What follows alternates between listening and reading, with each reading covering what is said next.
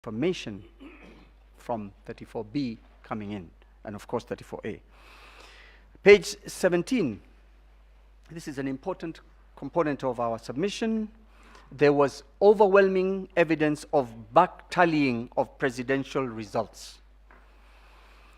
This means that a Form 34C was being generated with a result, a desired result, and thereafter what seems to happen is a process of going backwards to change Form 34B and 34A to give the result that was desired. This happens continuously, and it is illustrated very well in the evidence of Mr. Njoroge. What is obvious and bears repeating is that the process, the system was only supposed to work forward going, not by way of back tallying, meaning 34A, the aggregate of the 34A was to create the 34B, and the 34B aggregate would create 34C. Once 34A, as many as there are polling stations, etc., going forward. But what you see from the report of Mr. Njoroge is after the voting, until the results are announced, far too much activity, all starting with the generation of a 34C. The analyst is not able to know exactly what is going on, but it can be surmised from the abbreviated logs that show you're seeking to generate a document, and in computer parlance, that means you're seeking to edit something, you're seeking to change something. My hypothesis from where I stand is, and I'll state at the very end, clearly a result for the first respondent, that is Mr. Ruto, was being arrived at well before the tally was in. And each time work was being done to try and fit A and B into that result. And through the confusion, because people who engage in such exercises make mistakes, at the very end, the result is forced on Kenyans through a defective 34C, where the commissioners cannot agree, and Mr. Chebukati walks and says, it doesn't matter, third respondent, it is my result, and you can tell what you want to the birds at Serena. So, the process ought to have been, ideally, 46,232 Form 34As ought to have been generated into 291 34Bs, and in turn have generated one 34C. However, you will find, your ladyships and my lords, that an analysis of the logs show several regeneration of 34Cs, which in turn lead to what I have just described. But at all times, you see a downloading of 34As in the CSV format, which is the editable format. Page 20, 21 and 22 show that as of 21st of August 2022, the hours are 15:48:33 seconds. A Form 34C had already been generated. I repeat that. As of 12th August 2022, 15:48 and 43 seconds, a Form 34C had already been generated. The results were hardly in, according to IBC. What was the business of anyone within that system generating a 34C? We were 2 days away from the final announcement. Page 23 also shows that similar transactions as the one on 12th August 2022 was done on the 14th of August 2022 at 3:57 and 1 second. Page 23 shows that Form 34C was received in a PDF format at 3:57:01. Thereafter, instructions issued to the system to receive data to create 34C, and thereafter an action of starting document, Form C generation is commenced and finally was successful.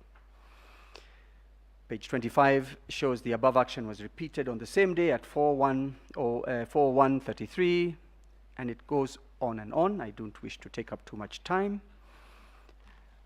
It is all clear. Page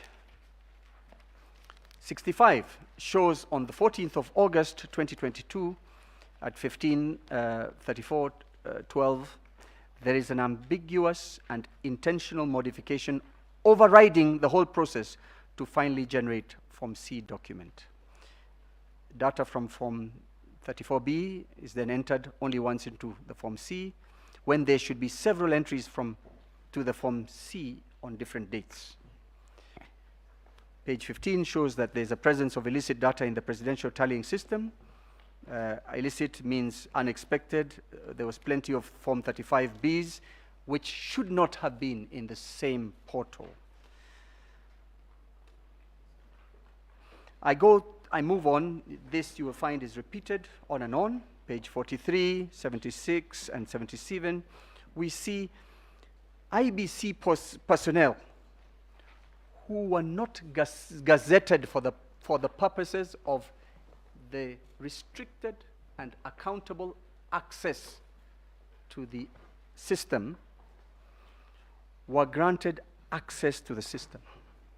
In particular, the personal assistant of the chairman of the third respondent, Mr. Dickson Kwanusu, is granted access. As a rejoinder, we have seen a belated authority to have such access, which is well after the election. But he is not gazetted, so he is invisible. This court, if we hadn't brought the logs, it would never have been known that Mr. Dickson Kwanusu had wide powers in this system. So, whilst in this dispute, we may not see the fingerprints of the third respondent in the ICT system, we see his palm, his much larger presence through the actions of his PA. Indeed, you will find, when you study the system, that Dickson Kwanusu performed a purported verification process of 34A's 1,743 times. The same scrutiny revealed that at page 28, one Abdi Dahir, who was not gazetted and who is belatedly granted access and privileges to the system, purportedly verified 659 Form 34As.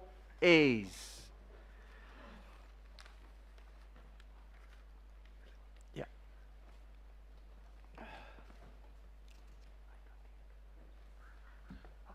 So, I ask the court to look at the affidavits of Ben Wasonga. He is also another computer forensic expert. His evidence is substantially the same as George Njoroge. I will ask the court to note that the tender documents did provide that whoever was to provide the system was to be able to provide a KIMS kit that would provide compressed color photograph images using a compression technique that is in compliance with JPEG. However, the court will find that all finally displayed Form 34As were in black and white.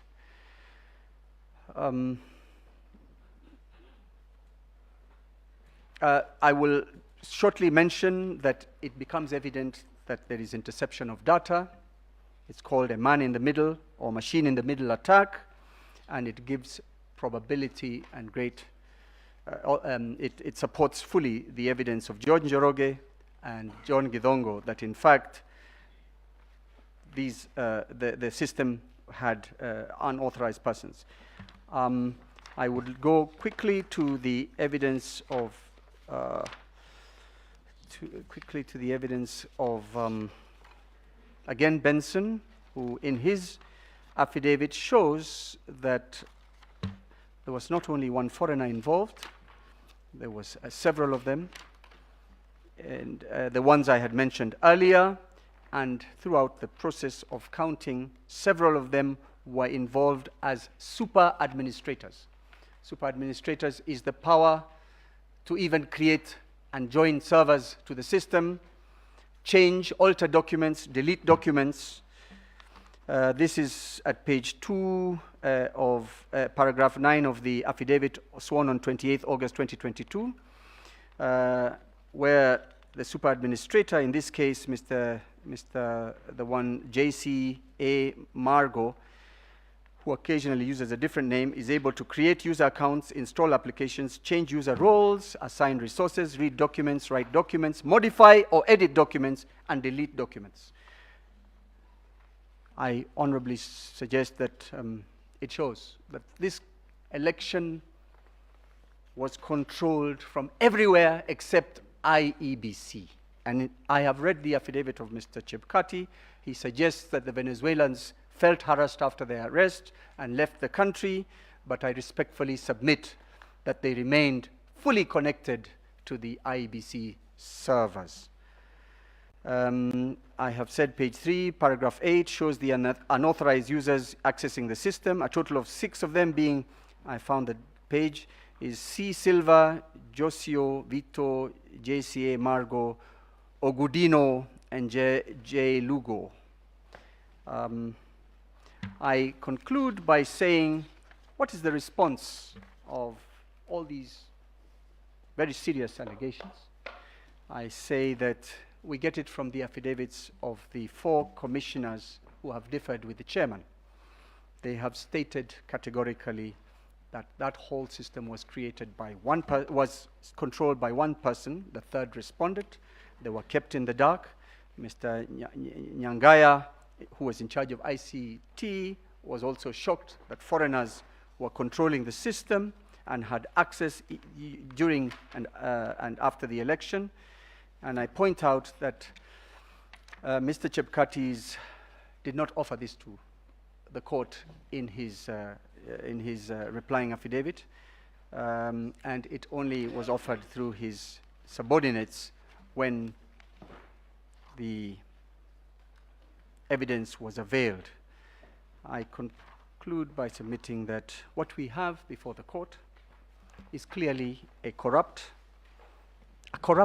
and I'm not talking about a person, I'm talking about the verb, a corrupted and compromised RTS system which does not meet the demands of the Constitution and the Act.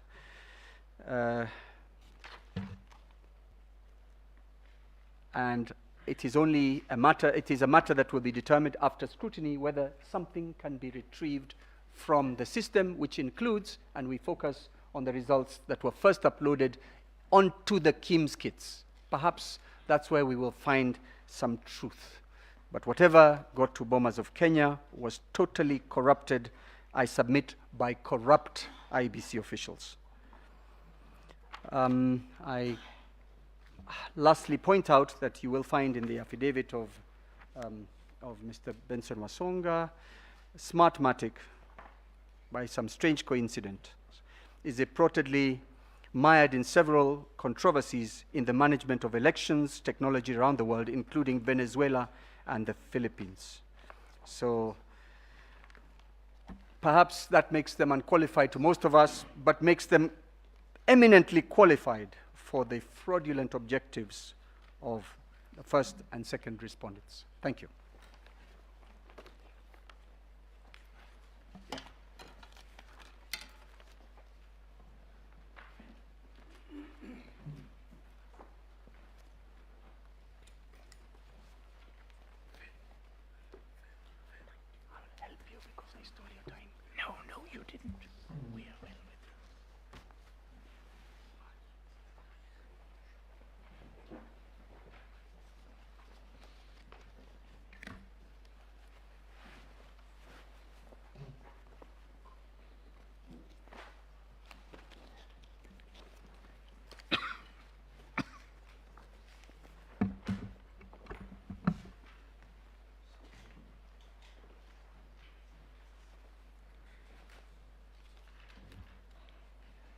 My Lady Chief Justice, my ladies, my lords of the court, I address the court on issues 8 and 9, the magnitude of the matters which you've been listening to and which are set out in all our documents. And I will turn later to the prayers. This morning, in the last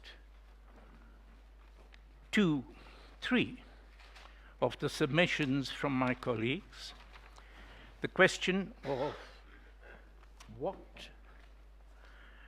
Mr. Chebukati was doing when Article 183 began to operate, 138 began to operate once the 34As moved from the polling stations to the constituency levels to become 34B, and then from there to the National Tallying Center. And Article 138(3) is, Article 138 is entitled, the marginal note, Procedure at Presidential Election. And sub-article 3 is, in a presidential election, paragraph C, after counting the votes in the polling stations, the Independent Electoral and Boundaries Commission shall tally and verify the count and declare the result.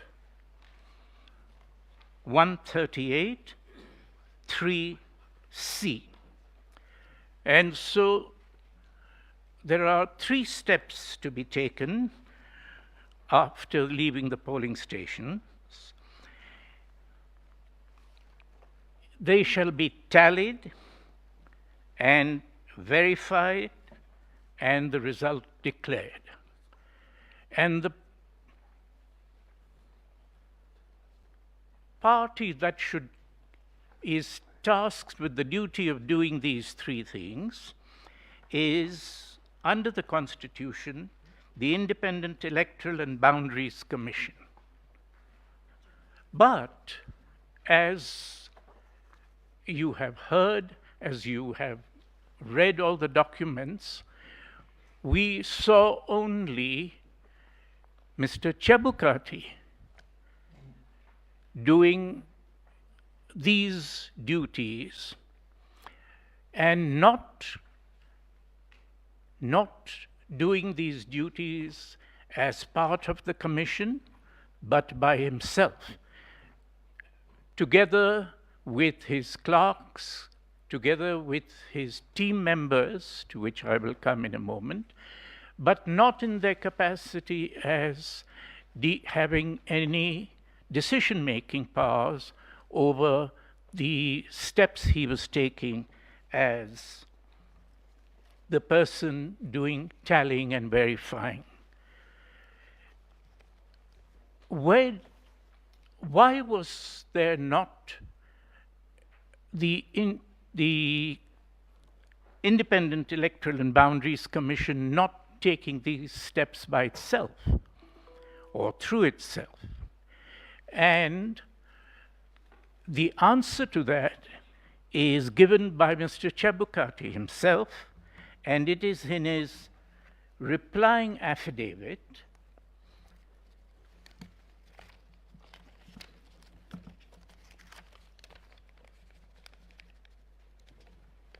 sworn on the 26th day of August, 2022. And this is what he is setting out in paragraph 108.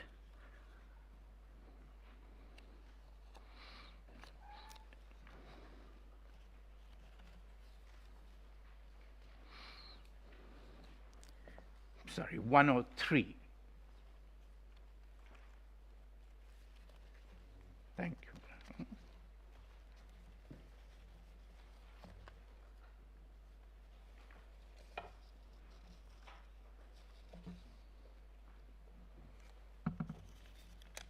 on page 10, members of the court, my apologies, to paragraph 37. And this is what Mr. Chebukati says, that the Commission,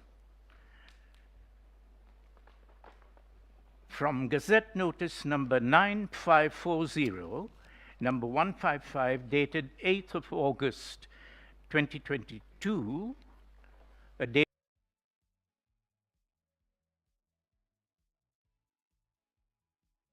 before the election, outlined the result pathway from the polling station to the national tallying as follows.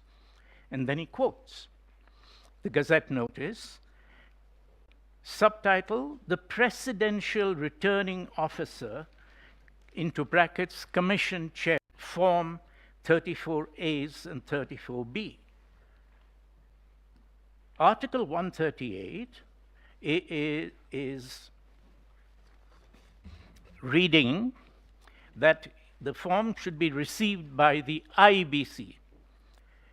Roman 2 from the Gazette Notice, the Presidential Returning Officer, Commission Chairperson, verifies. And later on, again, he says, declares. Where does he get this authority from? Is from the Gazette Notice. And so that Gazette Notice is set out in his affidavit. And the Gazette Notice is reading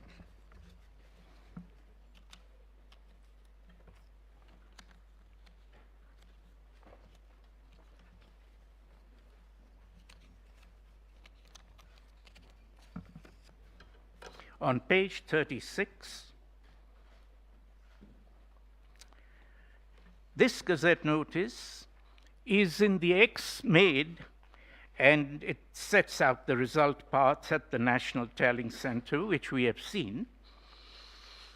And so we search for the authority to move away from Article 138. How did it get from IBC to Mr. Chebukati?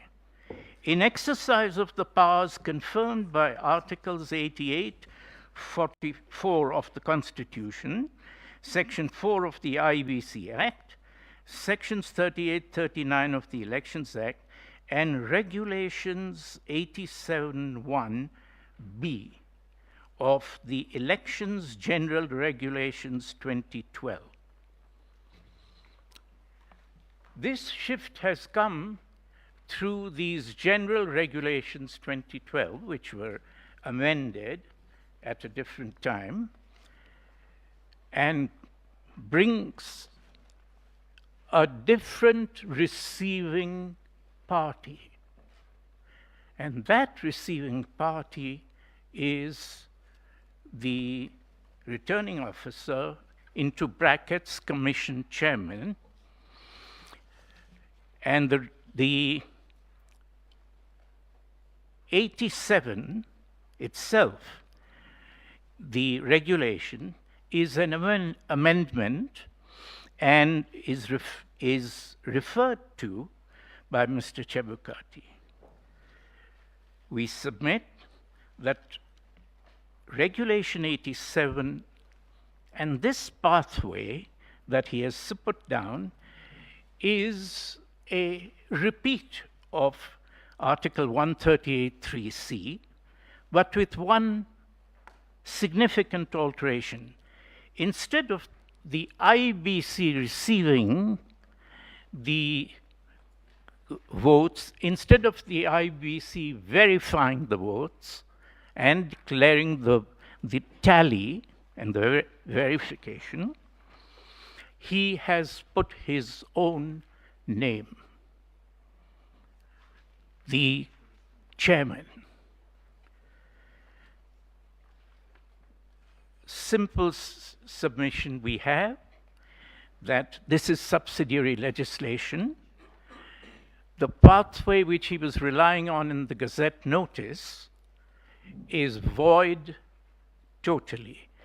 The subsidiary legislation from which the Gazette notice is derived is void, as being in total conflict with not only its principal legislation, but with the Constitution itself.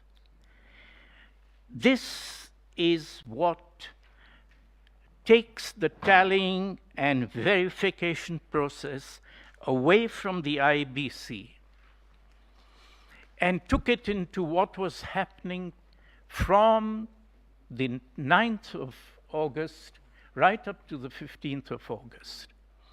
And this was breaking every single national value set out in Article 10.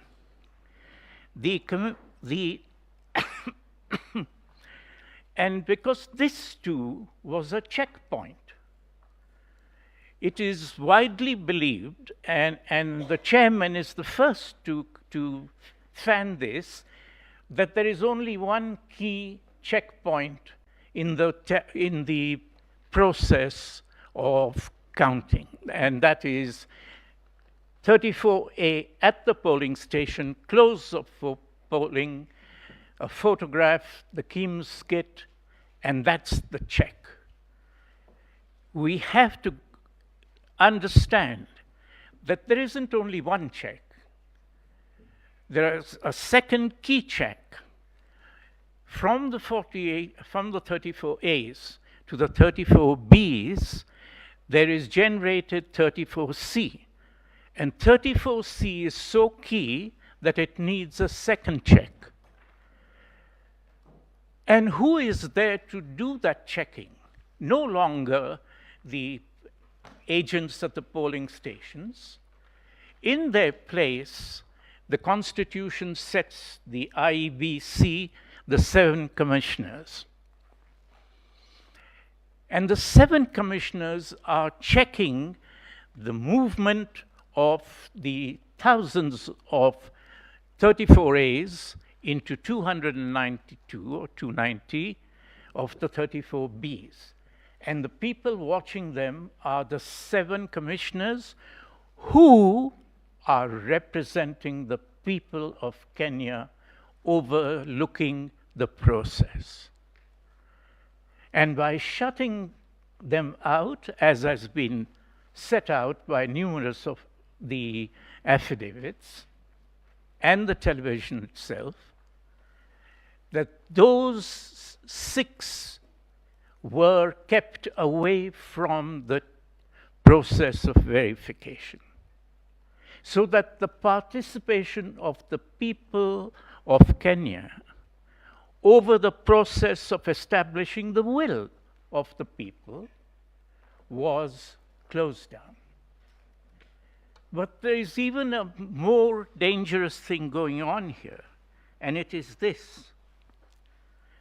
By this amendment, there was a concentration of the entire process, both of the verification as well as the decision-making as a consequence of that tallying and verification, a concentration into only one individual.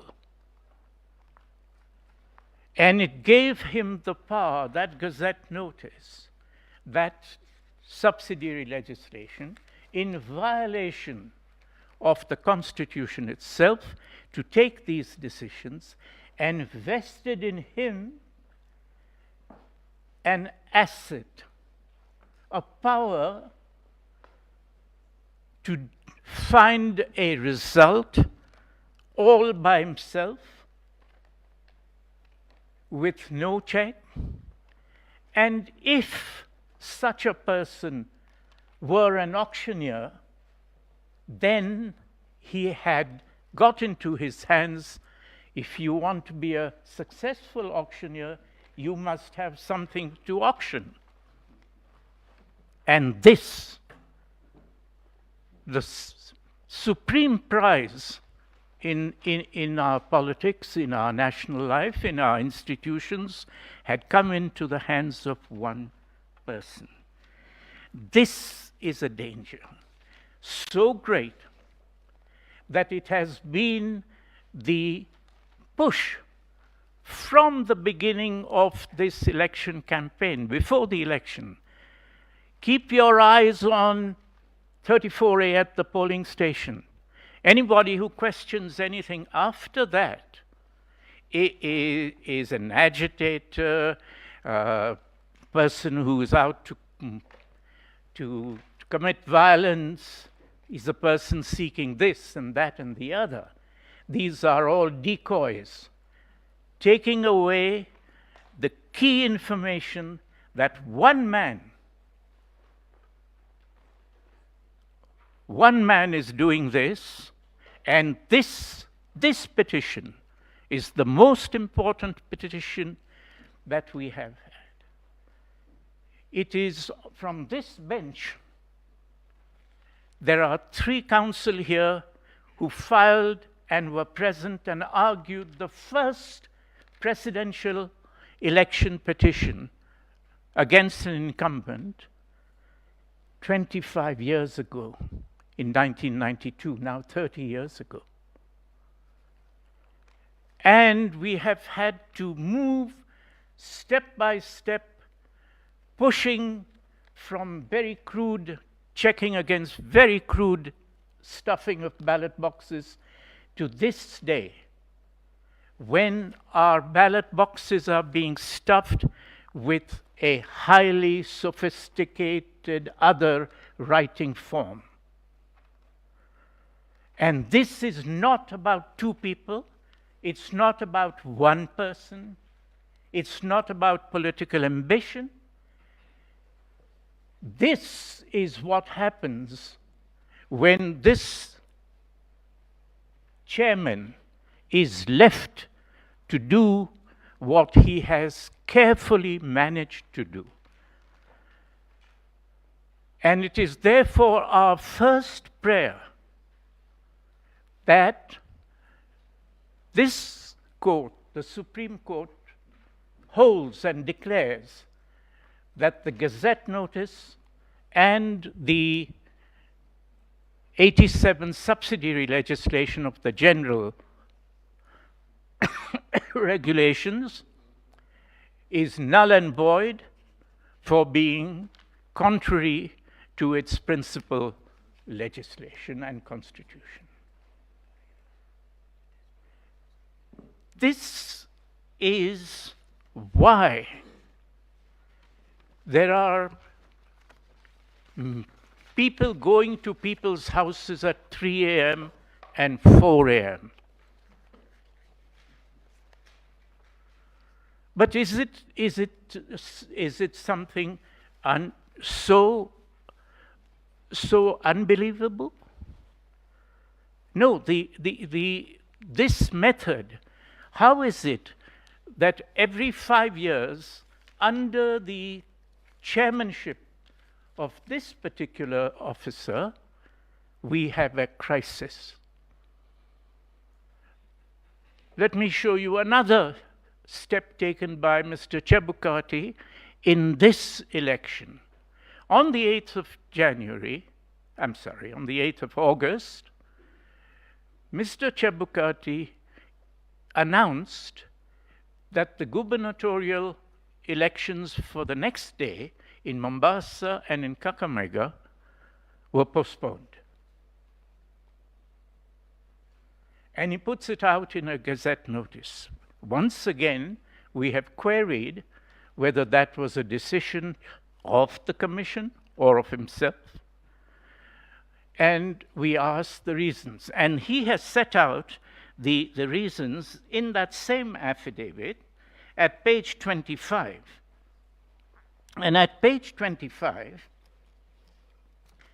he sets out why he had to do it.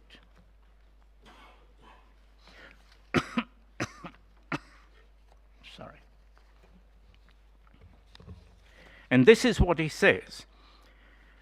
Paragraph 103 of that affidavit on page 25, that despite spirited efforts by him and his whole teams, whatever they are, to have the printer replace the ballot papers urgently. It was not possible, he says, to complete all logistics in time for the elections. In the circumstances, the Commission was constrained, now he is seeking their umbrella, was constrained to postpone the gubernatorial elections in Kakamega and Mombasa, and then he gives the authority. Pursuant to Section 55B of the Elections Act and Regulation 64 of the Elections General Regulations, which allows the Commission to postpone an election in a constituency, county, or ward, quote, I've been quoting, quote, where it is impossible for an election to proceed, full stop. Then he says that the postponement was for a limited. So he has set out that it was postponed under these two sections and regulations where it is impossible for an election to proceed. So we look up Section 55B of the Elections Act. Here is 55B of the Elections Act. Postponement of elections by the Commission. Section 1. The Commission may, where a date has been appointed for holding an election, postpone the election in a constituency, county, or ward for such period as it may consider necessary, where A, there is reason to believe that a serious breach of peace is likely to occur if an election is held on that date. But Mr. Chebukati says that's not the reason. B, it is impossible to conduct the elections as a result of a natural disaster or other emergencies. He hasn't said it was because of the natural disaster or other emergencies. He doesn't say they were there. C, that there has been occurrence of an electoral malpractice of such a nature and gravity as to make it impossible for an election to proceed. A, B, C. None of these were applicable, but even if they were invoked, none of them were present in fact. But see what Mr. Chebukati had done. He had lied. He said that in Section 55B, it is provided that they may postpone if it is impossible to conduct the elections, full stop. And when we look at Regulation 67, it's identical with the same conditions. Once again, he is lying. And there is not the slightest concern, for the values of Article 10 and the whole Constitution. This is two things here to watch, members of the court. Number one, that this is a person who is saying these things with impunity. This is a person who sets out the wrongdoing that he is practicing with mens rea. This is not a mistake. This is a very calculated, very calculated subversion of forethought. He plans this, does it on the last day, doesn't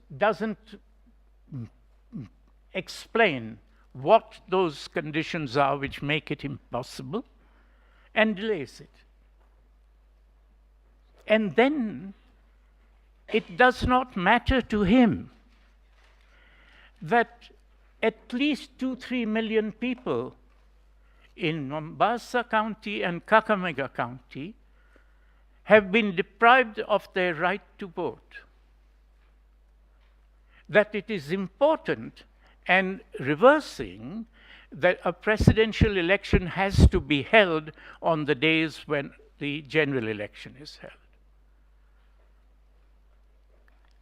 This is how the mess that has brought 100, a full Supreme Court, here. Because this man, when you ask him these things, justifies it, knows that it is wrong, and puts it in an affidavit. And then says to us, you explain it. So, it is important not that we cannot rely on a single thing. This is a practiced artist of the destruction of our institutions, because that is what happens. He did it in 2017. He was caught.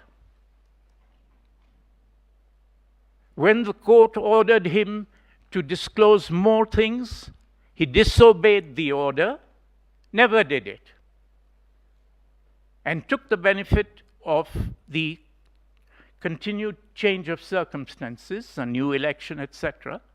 And now, back again, he is here. Same person, same sort of tricks. This was in 2012 and 2013, this amendment. This man has been practicing this for 2 election cycles. And he comes here, read this affidavit. Every 2 sentences he says, I'm conscious of the importance of my work as a state organ or a state officer. I'm a practicing advocate, and my professional integrity would never allow me to do these things. I told the NSIS, I am standing up for what is right. I told the 4 commissioners, never, I don't do things like that. When people are running, the person who calls out louder, thief, thief, thief. So that this is what has been going on, and it is destroying our institutions. This case is about the democratic institutions of Kenya. And it is about how we protect those institutions and how we stop people who are attacking those institutions. We cannot do it on the streets. We do it through the institutions. We were doing it through the bar. Now the burden has come to the judiciary because of the new constitution. And we pray that that burden will be borne constantly, persistently, with courage, because when such burdens are not borne, all of us fall down, including courts. And is that something that should be, is that something that has to be spoken to, spoken for by a party who is seeking justice? And the answer, fortunately, is no. The Constitution itself gives the answer. And that is set out in Article 3(2), which says that it is the duty,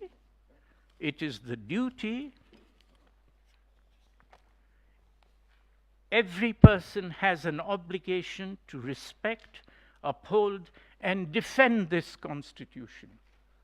defend?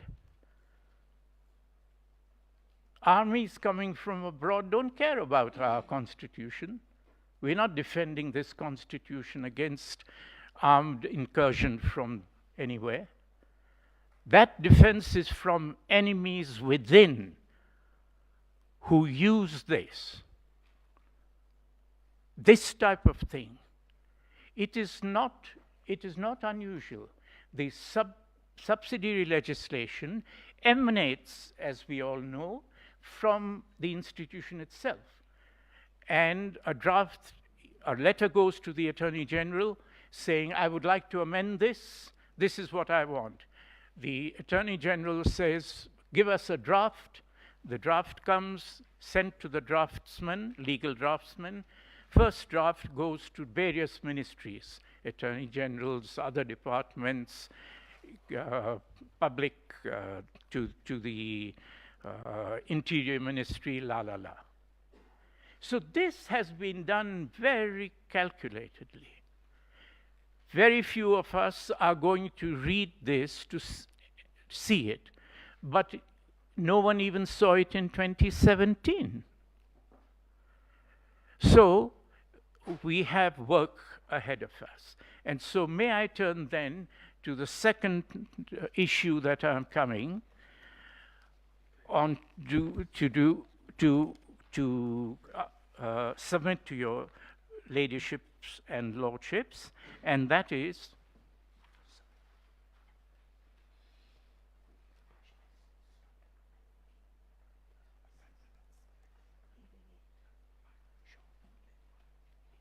sure. Thank you. Sorry, Mary. So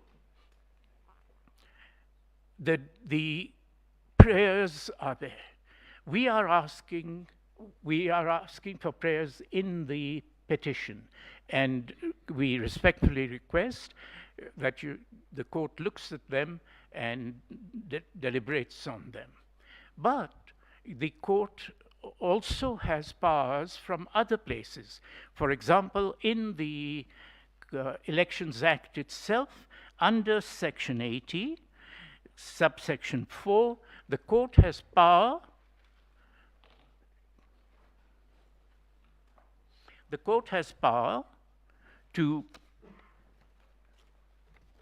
if there is evidence that you find, you may issue directions that the certificate is to be made out in the name of the person who has secured more votes. The second prayer we do make outside this is this, that we cannot have, whatever the outcome of this petition, we cannot have the self-discredited person who is giving false affidavits, doing all these things, to be the chairperson of the IEBC or anything at all. And so we are also saying that there are two prayers in relation to this. The Article 3 of our Constitution says this. Article 3, sub-article 2. And this is at the heart, I pray, of the judgment that this honorable court gives. 2, any attempt to establish a government otherwise than in compliance with this Constitution is unlawful. Any attempt to establish a government otherwise than in compliance with this Constitution is unlawful. And so, in what is a 34C? A 34C is what leads to 34B, which leads to the declaration of a precedent, which is the formation of a new government. That is what was going on the 15th of August there. an attempt, and even here, right now in this court, there are people who have filed things in contravention of the saying that what is in contravention of the Constitution is correct. And right here in this, there is an attempt to establish a government otherwise than in compliance with this Constitution. It's unlawful. So, if this Honorable Court finds that Mr. Chebukati is responsible for and has committed actions and decisions which are an attempt to establish a government otherwise than in compliance with this Constitution, we pray that you make a holding that he has done such an attempt, which is a mechanism within the Constitution itself and within this election petition's four corners, and a second and another one, another declaration that this person, pursuant to Article 33, sub-Article 2, is no longer fit to hold public office. We go further. Is it possible that we can stop it by stopping Mr. Chebukati alone and we submit? No. It doesn't matter whether Mr. Chebukati will find another Mr. Chebukati next time. We have to stop those people who do not take those steps, but who take the benefit of those steps. And those people who take the benefit of the steps which the Constitution itself says is unlawful cannot take public office on the basis of a false 34C, 34D, of a declaration made by a person who knows he's made it falsely, so that we also pray that those who seek to benefit from the wrongdoing of Mr. Chebukati are themselves caught by Article 3, sub-Article 2, and you have the powers to make the same orders, that they too are making an attempt to establish a government in Kenya otherwise than in compliance with this Constitution. And we pray that this court moves our country forward with those two steps of orders in relation to all parties benefiting and all parties carrying out this mass attack upon Kenyan democracy. Thank you.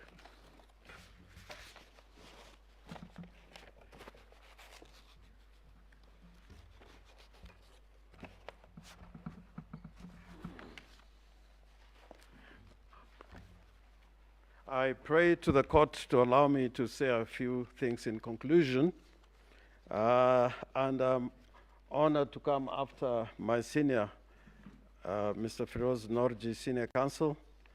I cannot forget to put it on record that in 1993 I filed a similar petition challenging the election of the then president, and my lawyer was Mr. Feroz Norji and Mr. Paul Mwangi, and I'm forever grateful.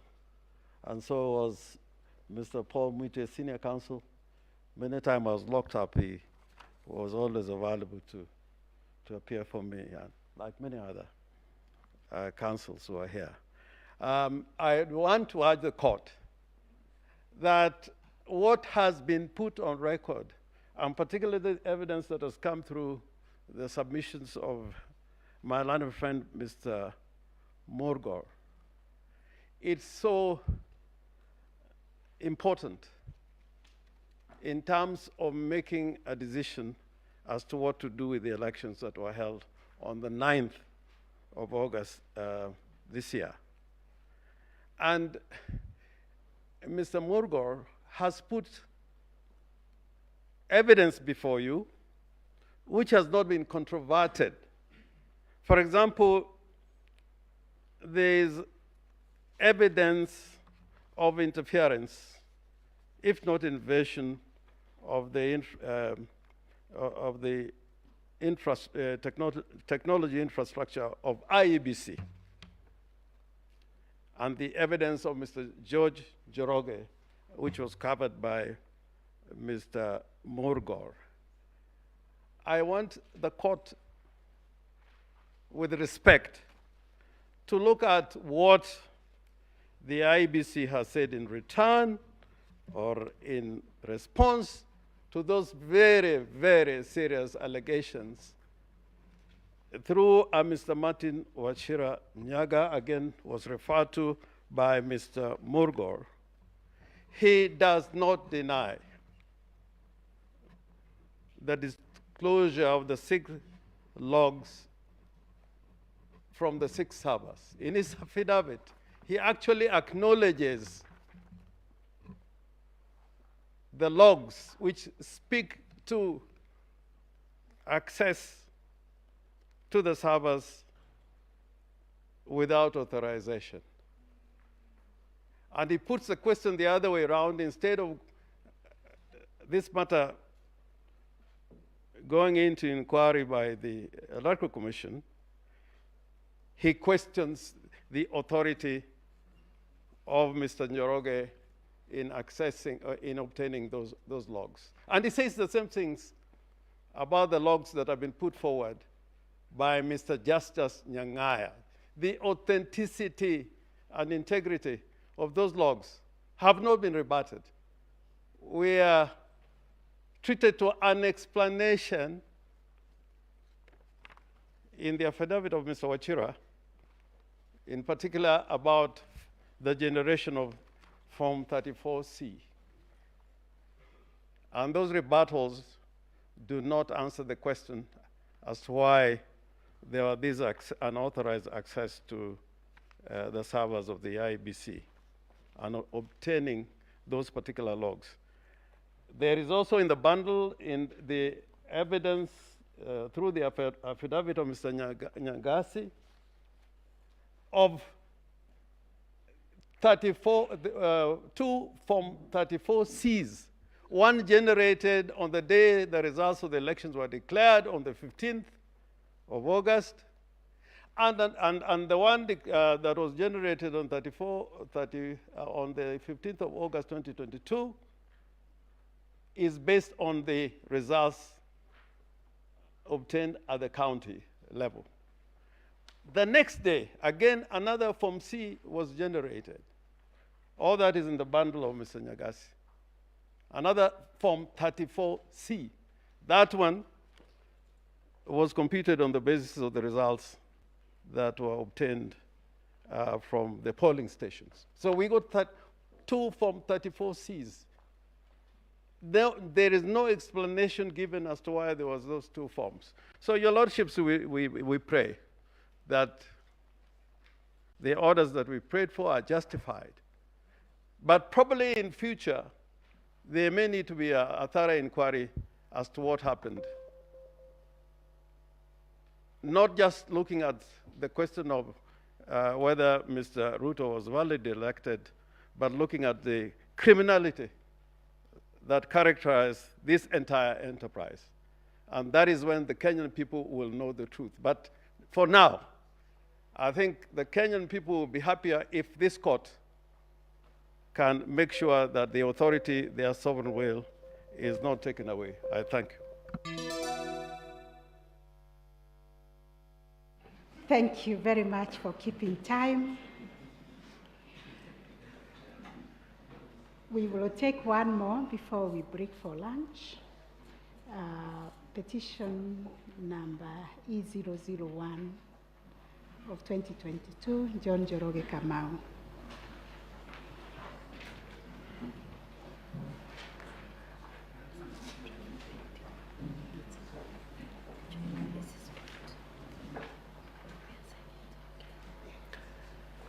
My lady.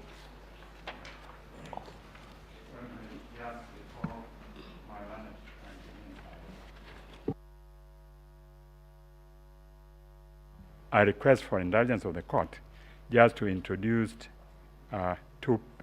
three people I'm appearing with, but they were in the other room, they didn't get access to court. And that is Emmanuel Bitter, Christopher Marwa, and Radhika Arora. I would like to put them on record. Thank you. Thank you. That is noted.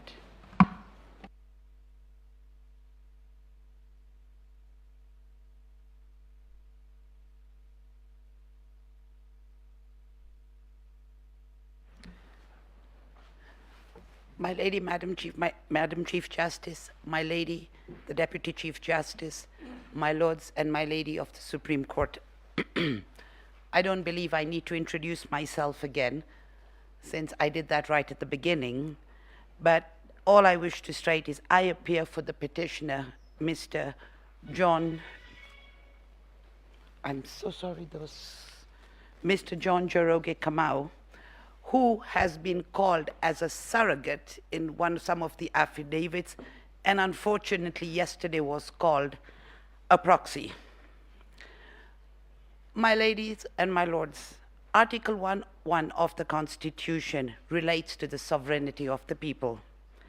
Article 3.1 of the Constitution, it is the duty of every Kenyan, and most of us sitting here are Kenyans, to uphold and defend the Constitution.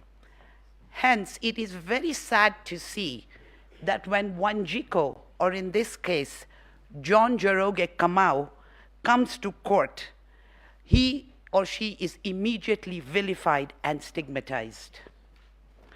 All he is doing is exercising his constitutional duty and following the law, never wanting to go back to where we went about 15 years ago. And like I said, in social media, everybody gets vilified. We don't need to read social media, as I was told 10 minutes ago.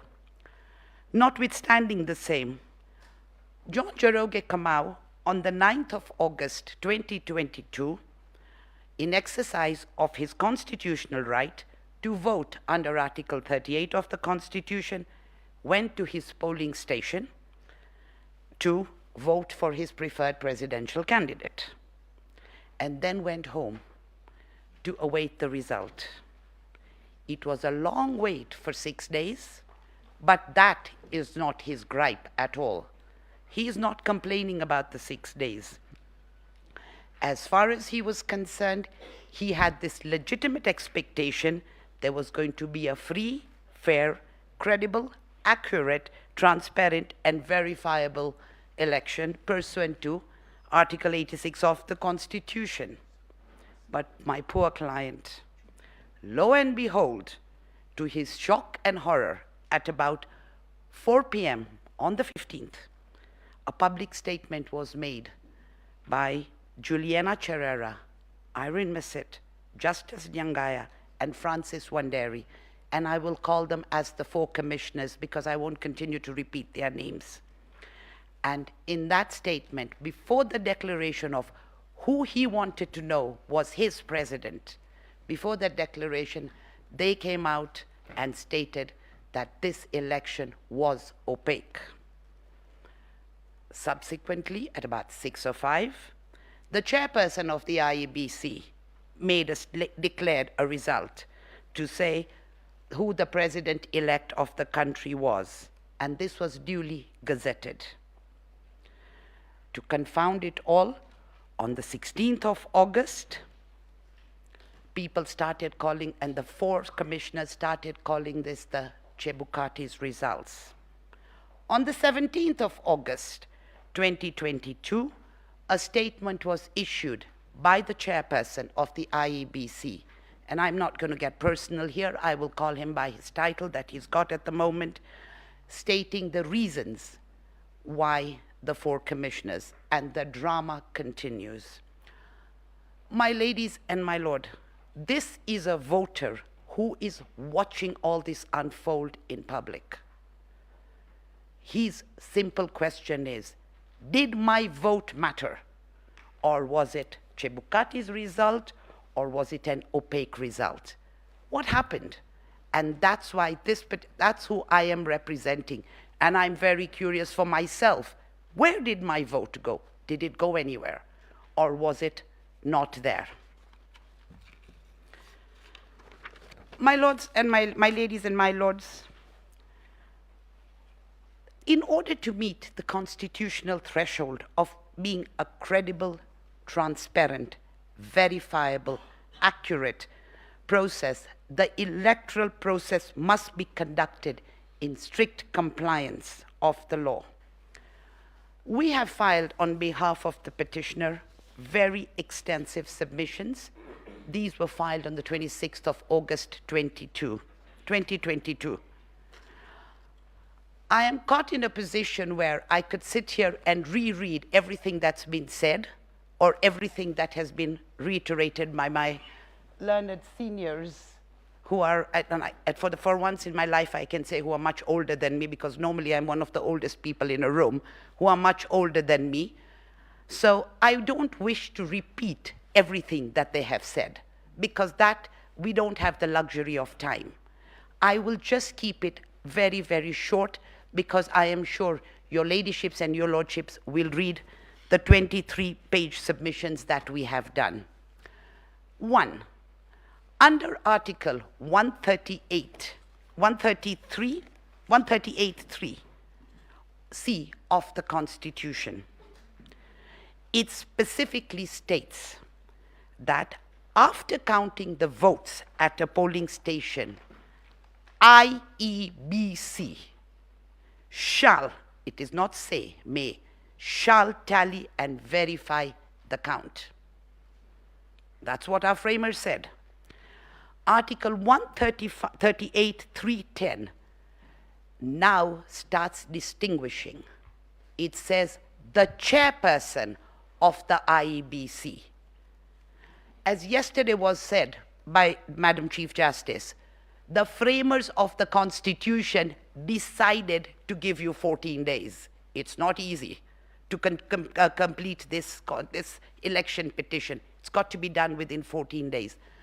The framers of the Constitution knew exactly what they were doing because of where we had come from, culminating in 2007. Hence, the declaration was to be done by the chairperson, but the verification and tallying, if they wanted to do it by the chairperson, they would have said it.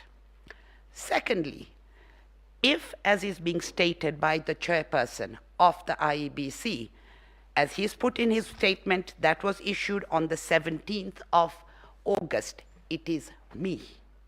It is me who has to verify and tally pursuant to regulation. There's a regulation 87.3, which my learned friend Mr. Feroz now took your lordships and your ladyships to. I can do it. If he could do it, why wasn't it said? And if he says he can do it, why do you need a commission of 7 people? Why do we spend so much money, taxpayers' money, on a commission of 7 people? Have 3. This court has ruled that 3 people constitute a commission. Have 3, why do you need 7? Let's take it further. If it's only him, and according to some of the submissions and arguments that are going to be placed before you, the issue of Schedule 5 regarding quorum, and that he doesn't need quorum, is it's only in the normal business. My ladies and my lords, what exactly does the IEBC do? Voter registration, but what is its main function related to? Elections.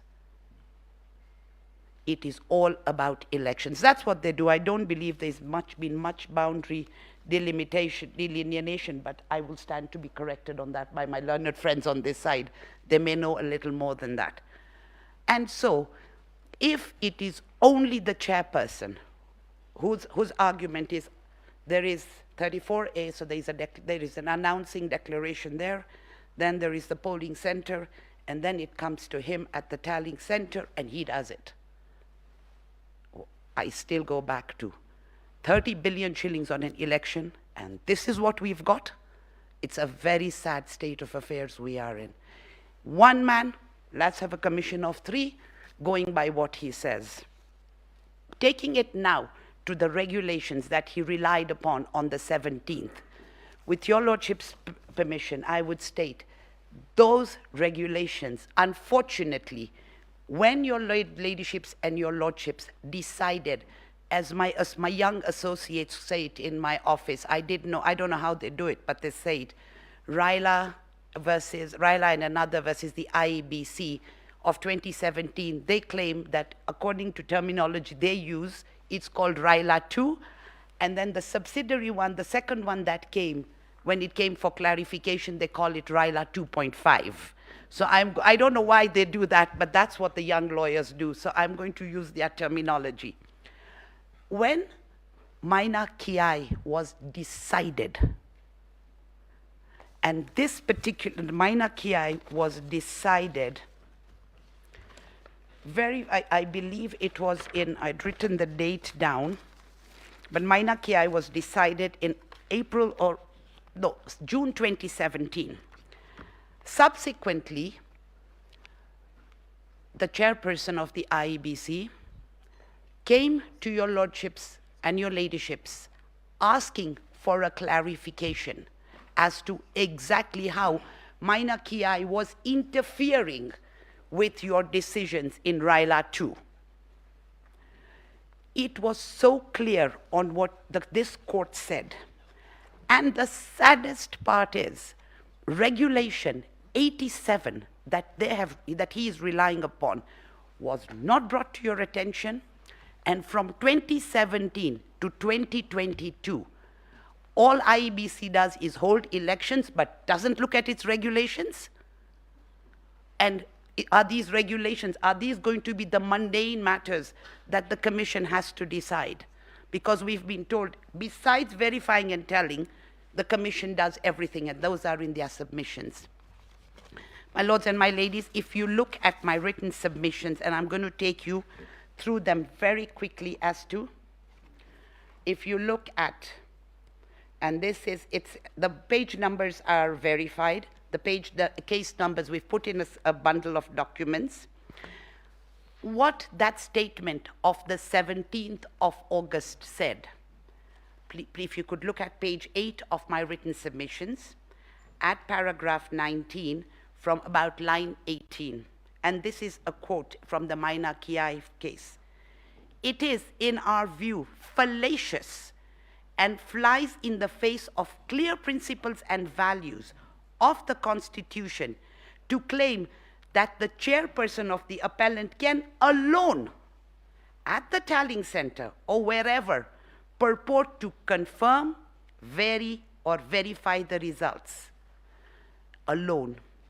This honorable court further said the same thing in the Raila 2.5, which is set out at page 11 of the submissions at the bottom. And you go to page 12, this is at paragraph 20, and it will be paragraph 292 of the Raila 2.5. The failure by the first respondent, IEBC, to verify the results in consultation with the second respondent, IEBC chairperson, before the latter declared them, therefore went against the expectations of Article 138(3)(3)(c). And there are several quotations I have put in there that show that this court has already made the decision. My biggest fault with the IEBC, and it's not particular the chairperson in himself, for 5 years you did nothing. The Supreme Court told you in October 2017, you can't do this. You do nothing. You amend in April 2017, you leave it at that. There's been hardly any amendments. It doesn't matter who's the Kenyan voter. IEBC, chairperson, we own this. It's an independent commission, but they have to work within the ambit of the Constitution. My ladies and my lord, I'm just going back now. Like I said, I have 15 minutes, and I think I'm going to be at a space where I'm going to be a very patriotic Kenyan, and I'm going to donate the time back to the court, because I don't think I'm going to take the full time to finish my submission, because it's fully set out where we are going to. There are three things that we've brought up. One is the issue of the Regulation 87, which has to be made unconstitutional. And we have relied upon the court, the judgment of this court in the case of Rai, where you declared Section 14, where Parliament went way beyond the ambit of what this court was supposed to do. We are relying upon that to declare that, because it appears IBC is never going to come to you, so we might as well do it once every 5 years to see where they've got it wrong. We're requesting you to declare it unconstitutional. We are going further and stating to your lordships, to your ladyships and your lordships, the issue of the elections, of the cancelled elections. Whilst the elections were cancelled in counties or gubernatorial, and an issue has been taken up that if this court has jurisdiction because interpretation of the Constitution is in the High Court. My ladies and my lords, Article 101 actually gives a date cast in stone when our elections are going to take place. General Assembly, Parliament, Presidential, the whole lot. So it is on the second Tuesday of every 5th year. Article 101 read with Article 136 2A, read with Article 177 1A of the Constitution, and 181, clear, cast in stone. We all know why that happened, because initially dates could be set by whoever they wanted to. And you could have a date on the 29th of December for an election where voters were available or not available. That was the history of that, in a very narrow way. We now have a situation where elections were cancelled. Today, we have a chairperson and an IEBC who are so disconnected. What happens if in 5 years from now, somebody decides to cancel a presidential election on the basis of a national emergency? This is something that really struck us when we were looking at this. It was something that had never crossed our mind. It's a hypothetical, yes, but maybe some direction needs to be given on that.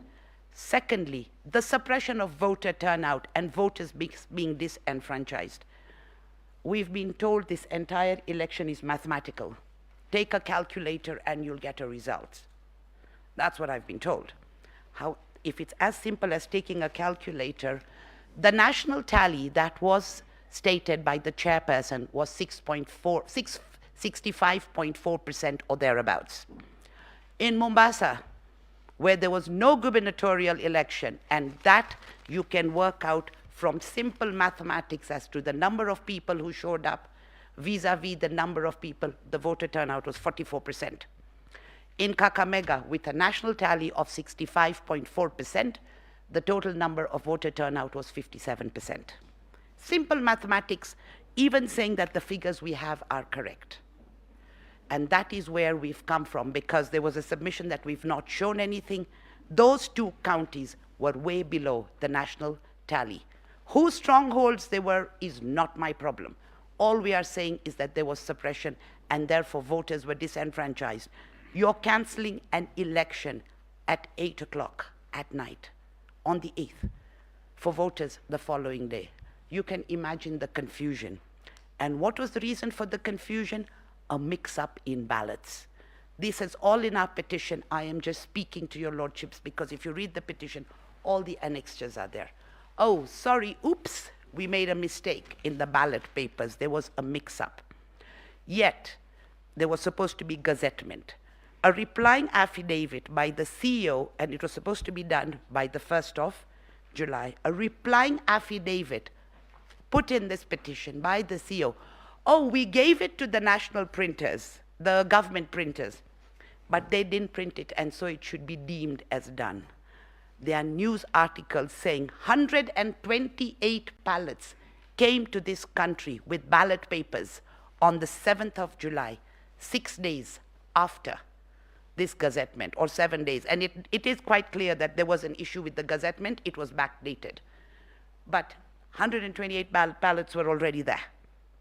And the chairman admitted it, that there was a problem with the machine at the government printers for the printing.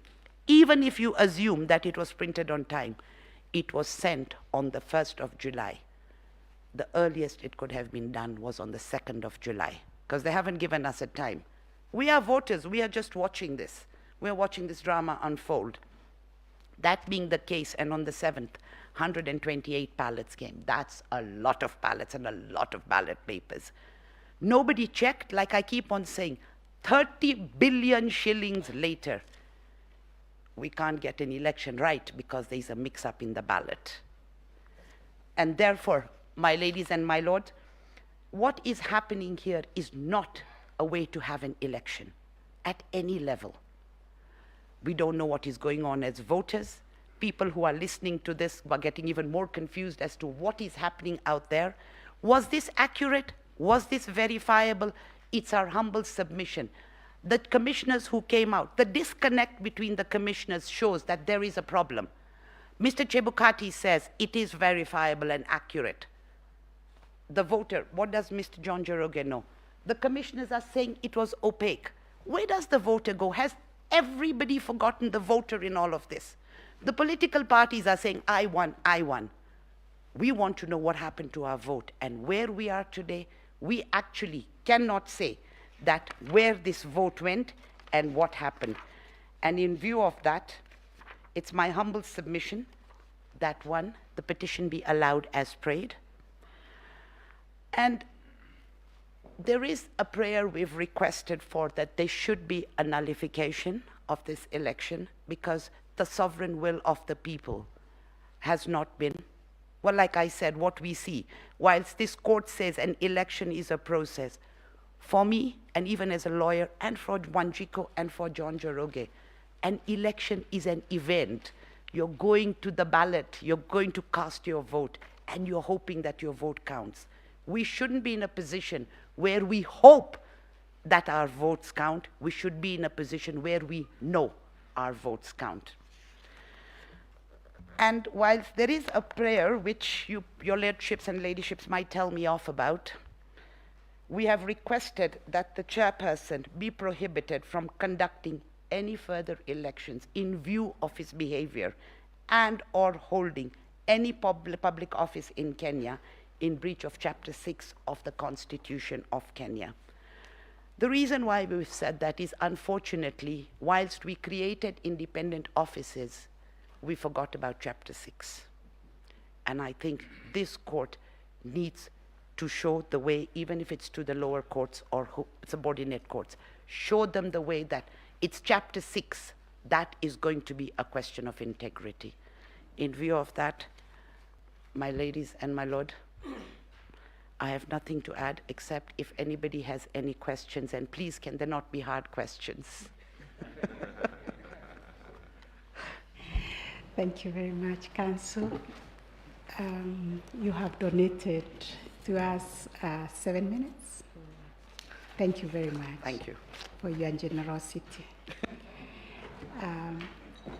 I think we will adjourn.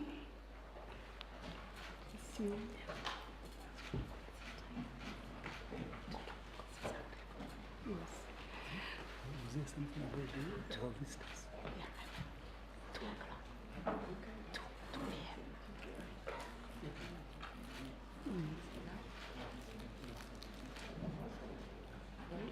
p.m. Yes. We will adjourn until 2 p.m., but before we do so, I recognize that we have observers who have joined us.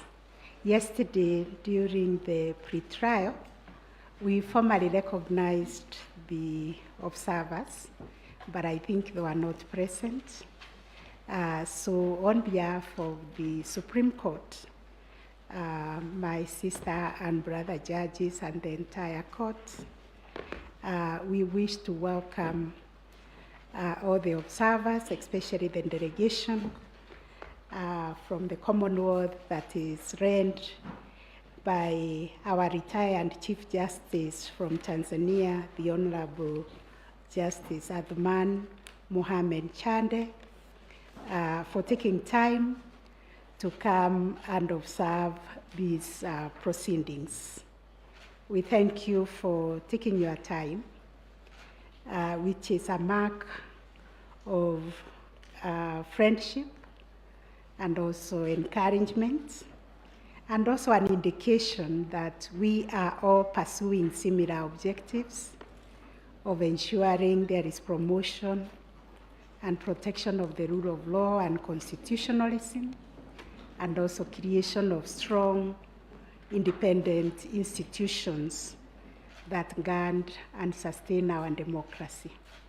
So you're most welcome to the proceedings, and our gratitude for your finding time with eminent judges, jurists, and other distinguished delegates who have committed their time to come and be part of these proceedings. On behalf of the court, we are so grateful.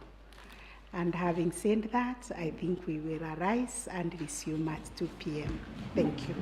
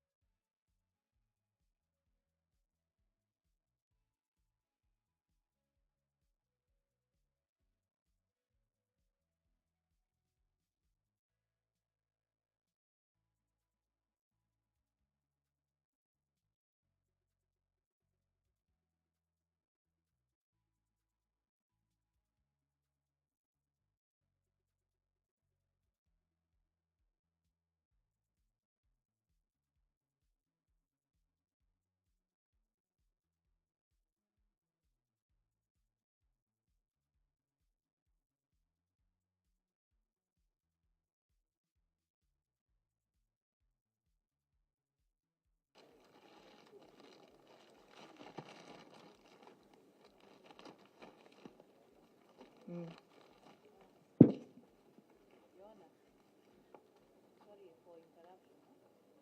also one book that was missing in the previous ballot. The what? Form 34A.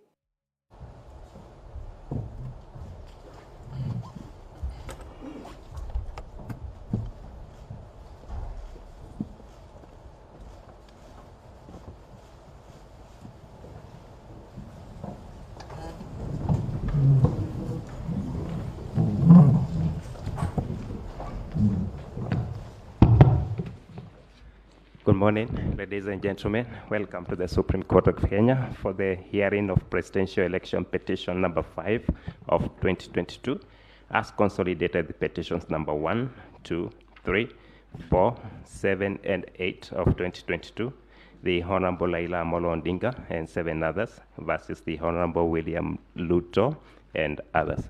The Lady Chief Justice will preside.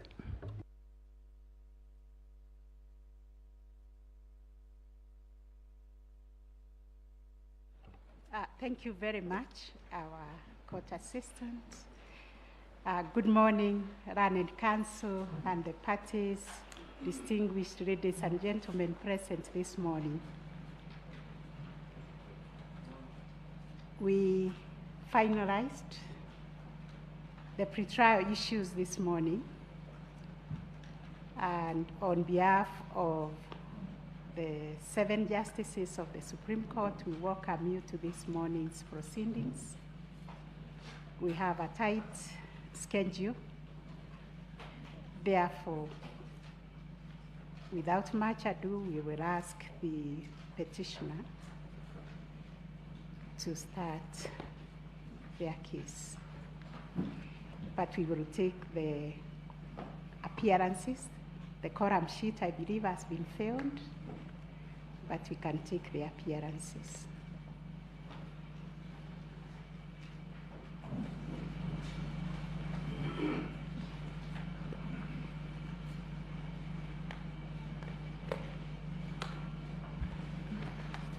My Lady, the Chief Justice and the President of the Court and members of the Court, for the first and second petitioner, my name is James Orengo. I appear with my learned learned counsel, senior counsel, Firoz Noroji, together with my learned friends, Mr. Paul Mwangi and Ms. Julie Soweto. We also appear with senior counsel, Mr. Philip Murgor, is not in the court, but once I've concluded my submissions, he'll come in to continue to deal with an aspect of our case.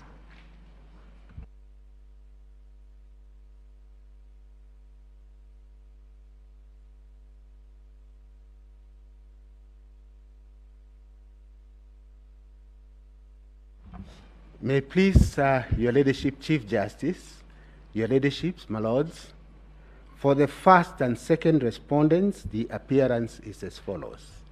My name is Ngatia. I appear together with my learned friend, Kioko Kilukumi, Senior Counsel, Mr. Kirago Kimani, Senior Counsel, and Professor Kindiki.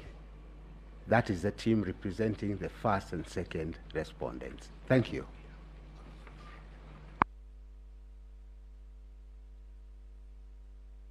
Madam Chief Justice and the Honorable Judges of this court, my name is Githu Muigai.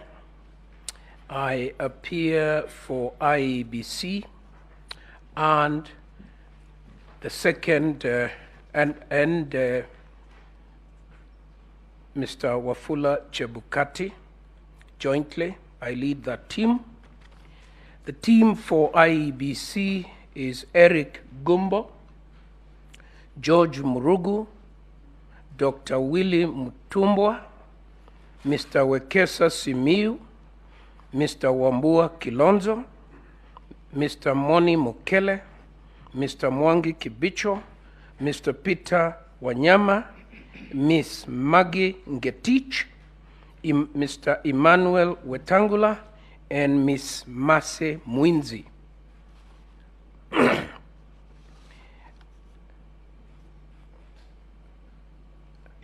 The team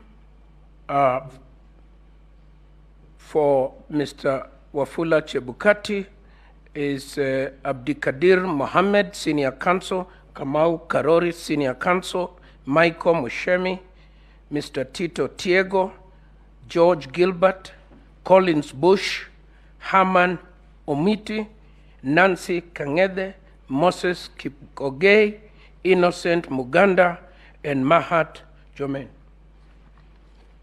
Thank you very much.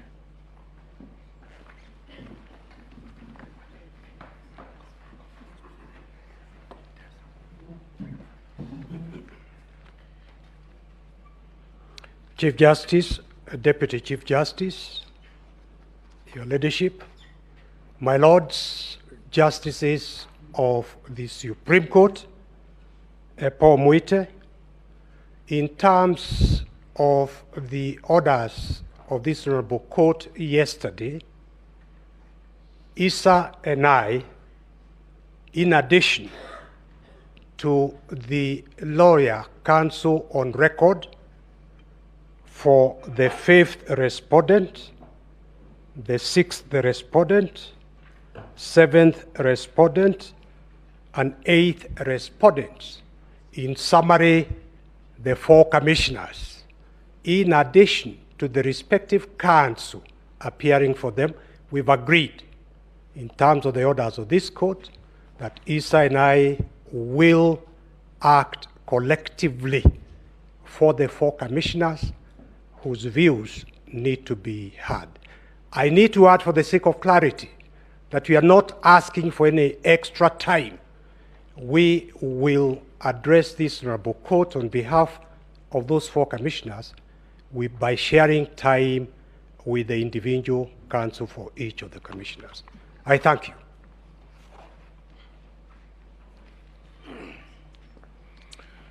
Your Ladyship, Madam Chief Justice, Deputy Chief Justice, and Judges of Appeal, for the 5th petitioners, I appear together with Lydia Mwalimu and Millie Odhiambo, not in court. Okia Omtata will appear in person. I think that is in order. My name is Professor Tom Ojenda, Senior Counsel, just for record so that I don't come back.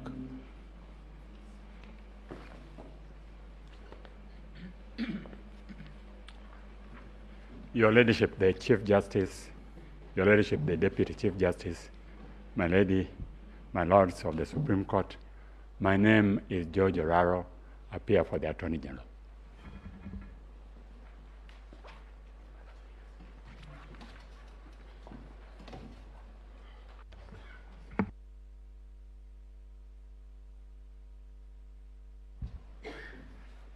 Madam Chief Justice, Madam Deputy Chief Justice, Judges of the Supreme Court, my name is Jan Mohammed. I appear with Mrs. Wambugu for the 2nd petitioner when you had consolidated the cases yesterday.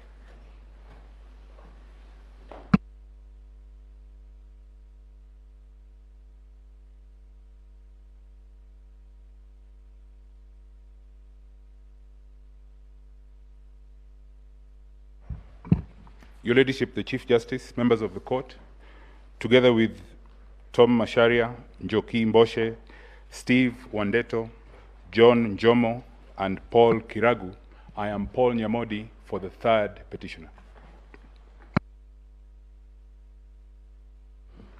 You may please, my Lady Chief Justice, Deputy Chief Justice, my Lady Justice Njoki Ndogu, and my Lords, I'm Utieno Willis. I do appear together with Mr. Nelson Osiemo, Ms. Caroline Kituku, Ms. Lea Chanimbanga, and Mr. Victor Oduol for the 4th petitioner.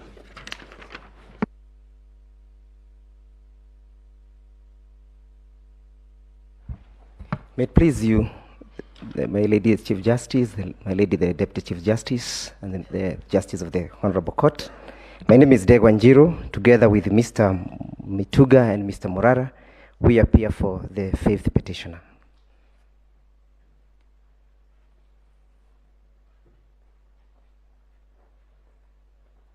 My lady, my name is Ochiel Dudley for the International Commission of Jurists as Amicus Curiae, the second amicus. I appear alongside Mr. Isaac Okero and Ms. Anne Ngige. Thank you.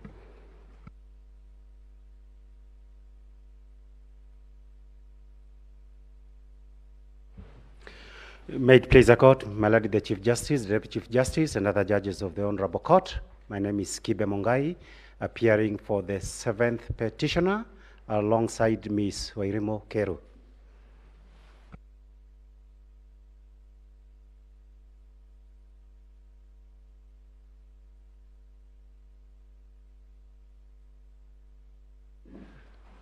Honorable Chief Justice, good morning, members of the court.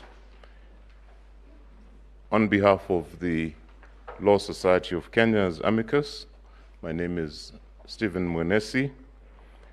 I am in this matter alongside the President of the Law Society, Mr. Eric Theuri, and we have a team of the Public Interest Litigation Committee guided by Counsel Maura Kabata and Dr. Musau and Dan Oino Kemo and others.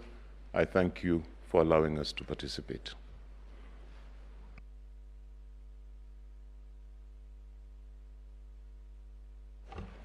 Thank you very much. We have taken the appearances.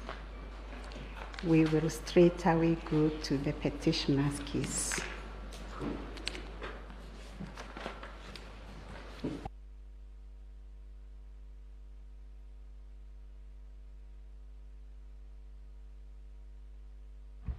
It may please the court, I'm going to deal with the issue number 6 amongst the 9 issues that were crafted by the court for purposes of determination.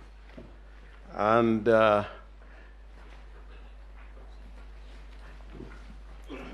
yes, and my learned friends, Mr. Firoz Norji, will deal with the issues captured in number 8 and 9. And my learned friend, Mr. Mwangi, will deal with the issue number 6. My learned friend, Mr. Philip Murgor, will deal with the issue number 1, 2, and part of 3. And my learned friend, Ms. Julie Soweto, will deal with the issues 3, 4, 5. I appear together with my colleagues for the first and second petitioners in the consolidated petition. The petition was filed on the 22nd of August this year, following the declaration of the results of the presidential elections that were held in the general elections on the 9th of August 2022. And those results were declared on the 15th of August 2022. Following that declaration, the petitioners, the first and second petitioners, were aggrieved with that announcement and consequently filed this petition.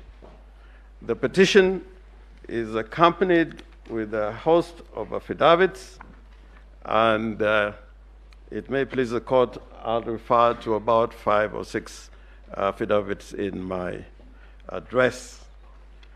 But as a matter of opening, I would want to deal with some constitutional issues as set out in the various articles of the Constitution. My lords and my ladies, after many years, the Kenyan people came about with the Constitution 2010. They enacted this, the Constitution 2010, and as opposed to the previous occasions, we had a constitution which was enacted by the people, in which they declared their sovereign authority. Therefore, anything done in the name of the Republic, in exercise of powers that spelled out in the Constitution, is based on donated or delegated authority as set out in Article 1 of the Constitution. Now, my lords and my ladies, it is important to put into consideration Article 2 on the supremacy of the Constitution, together with Article 3, which talks about the defense of the Constitution. As opposed to the previous periods when we had a Constitution which was negotiated at the time of independence with the colonial authorities, this Constitution established a republic in which the doctrine of separation of powers was embedded. And more particularly, my lords and my ladies, in this Constitution, there are several constitution bodies and agencies that were created, which includes the first respondent, the Independent Electoral and Boundaries Commission. And in accordance with the dictates of the Constitution, the Independent Electoral and Boundaries Commission, just like any other body established under the Constitution, and for that matter, any person who resides in the Republic of Kenya is required not only to recognize the supremacy of the Constitution, but act in accordance of the Constitution and in defense of the Constitution. Under Article 249, all independent offices and independent commissions are required to respect the sovereignty of the people and also to promote constitutionalism. This is important because Article 249, as read with Article 88 of the Constitution, which vests powers on or to the Independent Electoral and Boundaries Commission, requires that those powers must be exercised in accordance with the Constitution. Now, my lords and my ladies, the story that emerges out of the events that occurred on the 9th of August this year, and subsequently following to the 15th of August, upon the declaration of the Constitution, of the elections, the presidential elections, goes contrary to the established provisions in the Constitution, and will enumerate those violations at the appropriate time. But in opening, I want to say this, my ladies and my lords, that this grievance that we place before you, the highest court in the land, is not just a conspiracy theory. It is not just any ordinary event. If you look at the evidence that is placed before you in totality, we invite your lordship to come to the conclusion that what happened on the 9th of August this year and the subsequent events that followed on the 15th of August mark a pattern of violations against the Constitution in order to undermine the authority of the sovereign will of the people, and in effect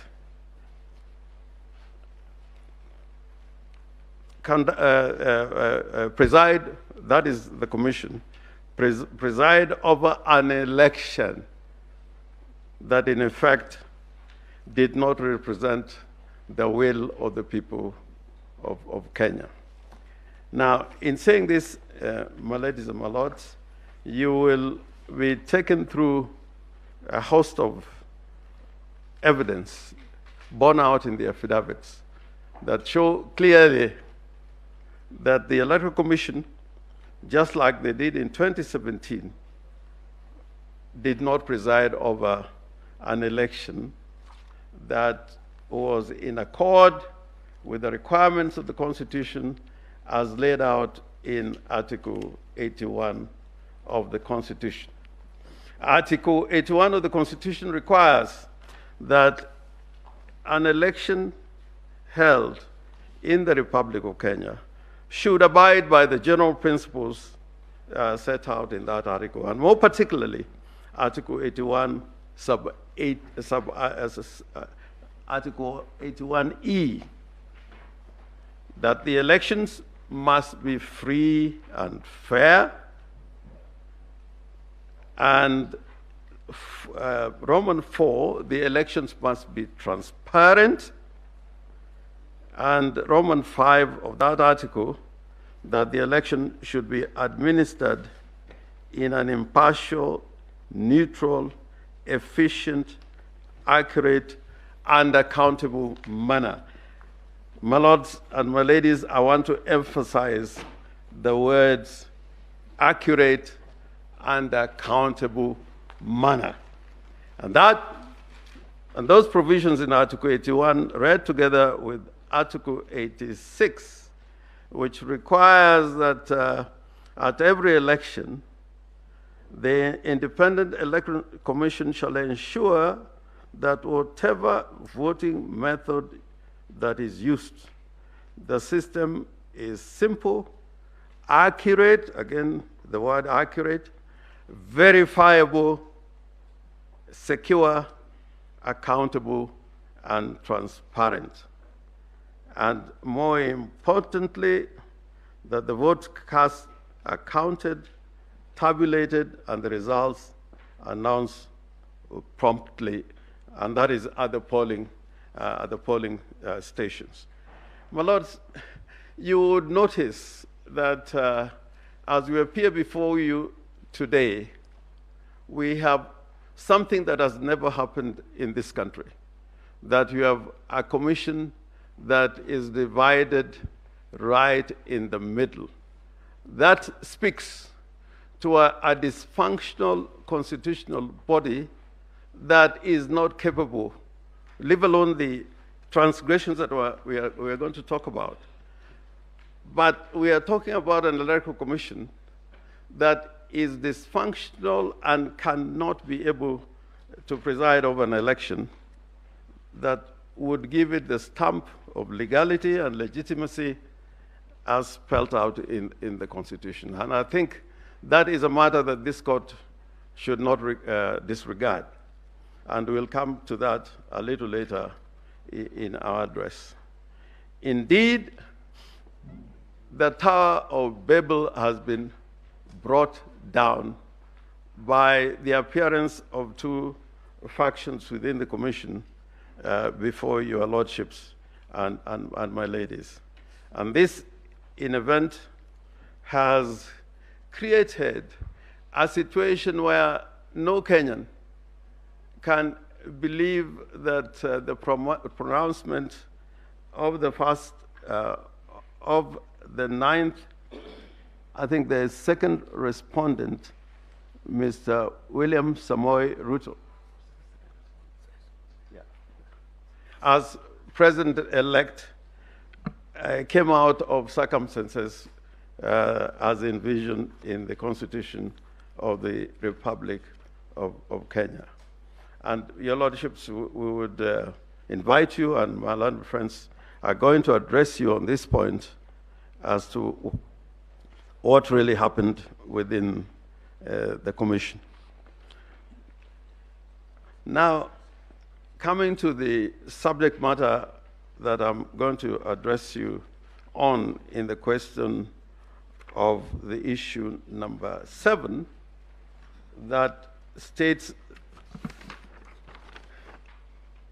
that the declared president-elect whether the declared president-elect attained 50% plus one vote of all the votes cast in accordance with Article 138, sub-Article 4 of the Constitution. We want to persuade you that the second respondent never attained that constitutional threshold.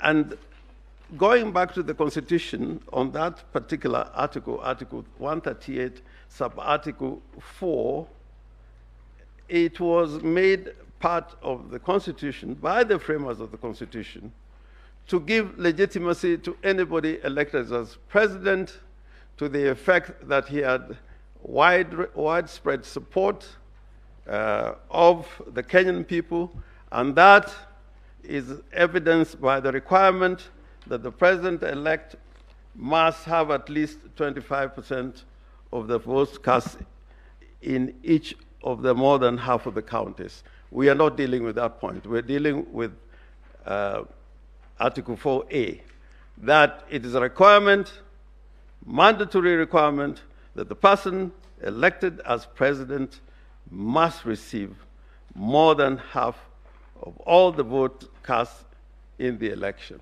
Now, talking about numbers in those two provisions speaks to the need for accuracy and accountability to give an election the legitimacy that the holder of that office would carry while exercising the powers of the President of the Republic of Kenya.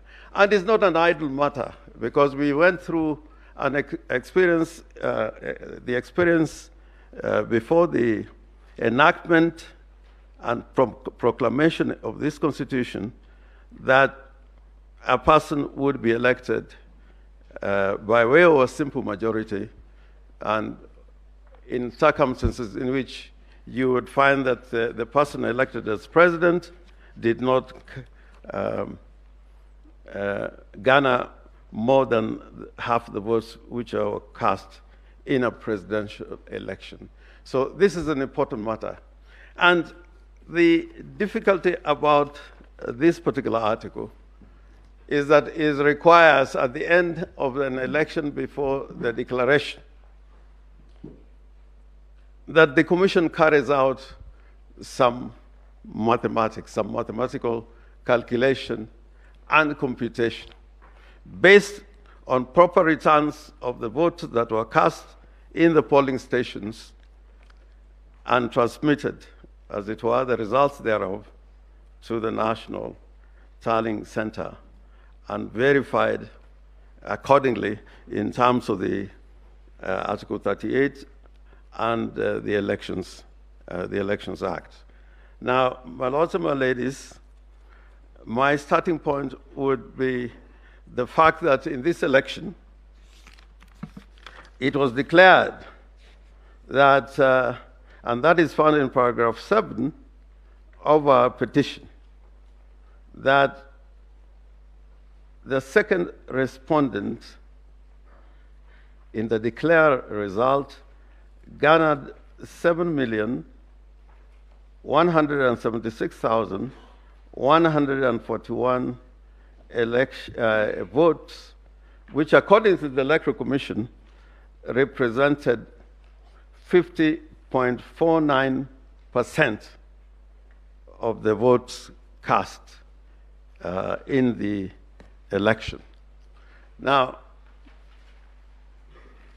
this figure would be correct depending on the calculations that were carried out or computation done by the Electoral Commission based on the votes cast during the elections held on the 9th of August 2022. Now, the complaint on this in this particular regard is contained in paragraph 43 to paragraph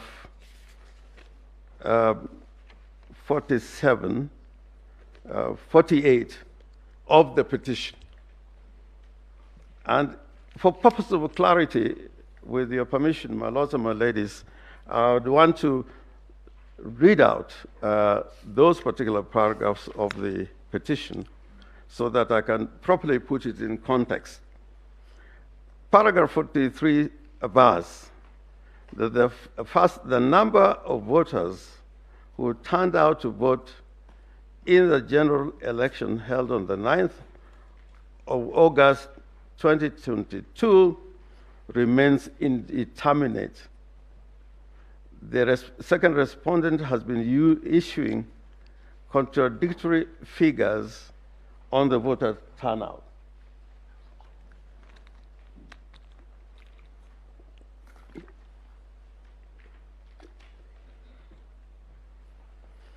On the 9th of August 2022, on or about 1600 hours, 1 hour before the close of polls, the first respondent reported through various public news media outlets the voter turnout around the country was fairly low and was at an average of 52% of the registered number of voters. On 10th of August 2022, at or about 13 hours, in his first media briefing to the public following the close of polling, their second respondent announced that the total voter turnout in the general election as captured in the electronic voter identification kits, that is the KIM kits, was 65.4%, equivalent to 14,466,779 voters. Roman 3, the second respondent, however, indicated that he expected the above number to rise once the number of votes identified manually was taken into account. Contrary to the above declaration and reasonable legitimate expectation, the final voter turnout captured and declared in the final results of the presidential election in Form 3C is stated to be 213,137 votes, which is absurdly lower and not higher as anticipated. Notwithstanding a computation using addition of the valid votes in figures for the presidential elections, candidates in the aggregate results shows that the total number of valid votes is 14,213,027. Now, my ladies and my lords, the first point that is being made there, that if you look at the results as announced by the Electoral Commission and what is stated in Form C as the turnout of voters, and that is 14,213,137 votes.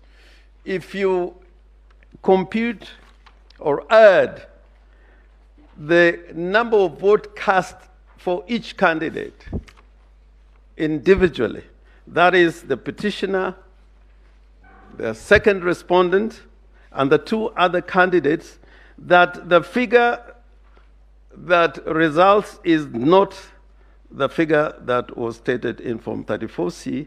The figure is 14,213,037. That is the first point. And this is important because as we proceed, we are going to demonstrate that the number of voters who took part in the elections and the number of votes cast in the election is indeterminate and is a moving target.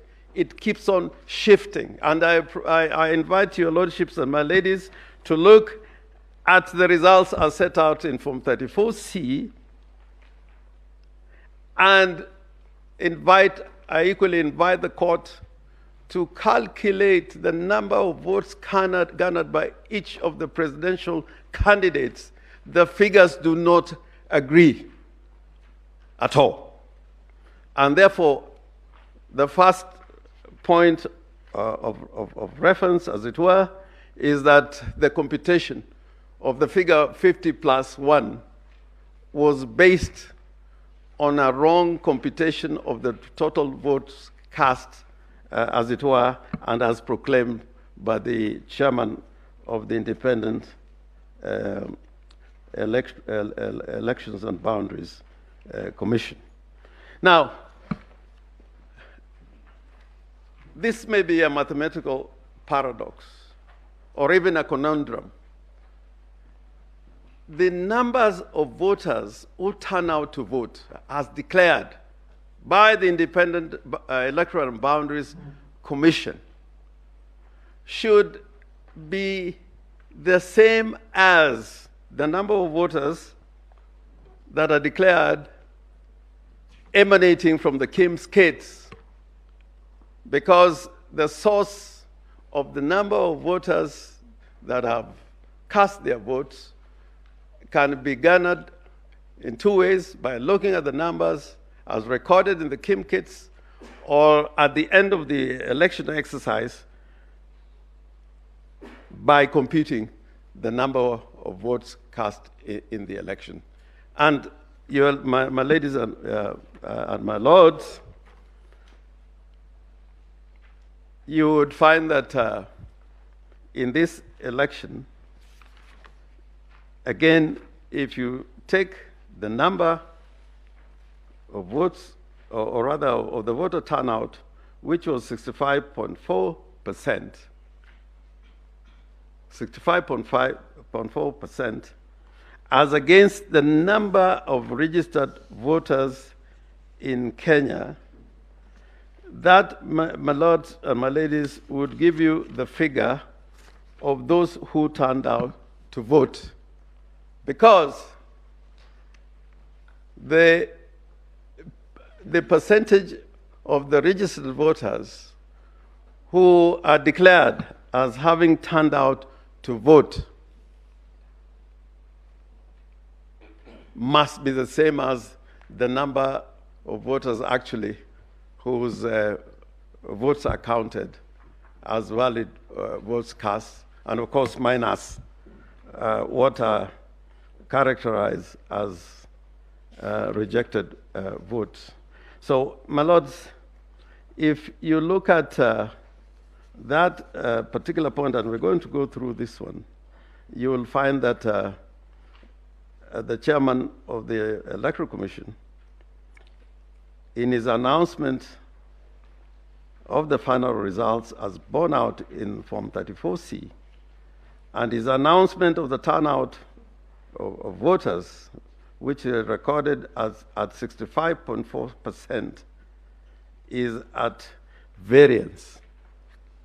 And therefore, his calculation of the results based on the percentages cannot be correct. In this exercise, I invite you.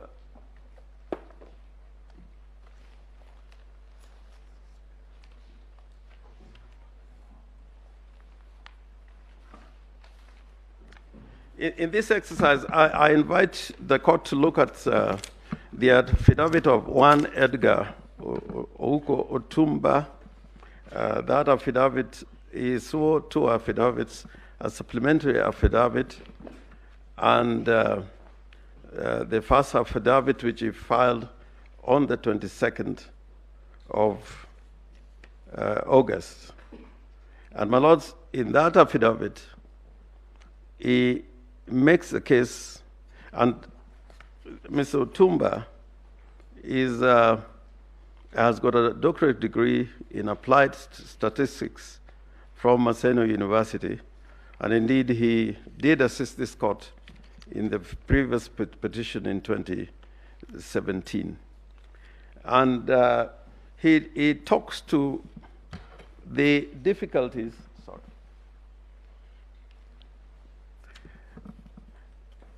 that confronts us in terms of the various announcements that the chairman of the Electoral Commission made. And he states that on the 9th of August 2022, the respondent issued a communique, that is on paragraph 10 of his affidavit, on the day of the election, that the total voter turnout at 4 p.m. nationwide was at 56.17%. And that statement update is annexed to the affidavit sworn by the second petitioner, Madam Martha Karua. Then, at the close of the voting, the first respondent again issued a statement that the total number of voter turnout, based on the KIMS kit, was 65.4%, which culminates in a total of 14,466,779 votes. And that communique is borne out in the affidavit again of the second petitioner. In an affidavit that is sworn on behalf of the petitioners, first and second petitioners, Mr. Nyangasi Oduo, in his affidavit, he talks to the Form 34C, and I'd refer to this earlier, where the total number of vote cast is 14,213,000.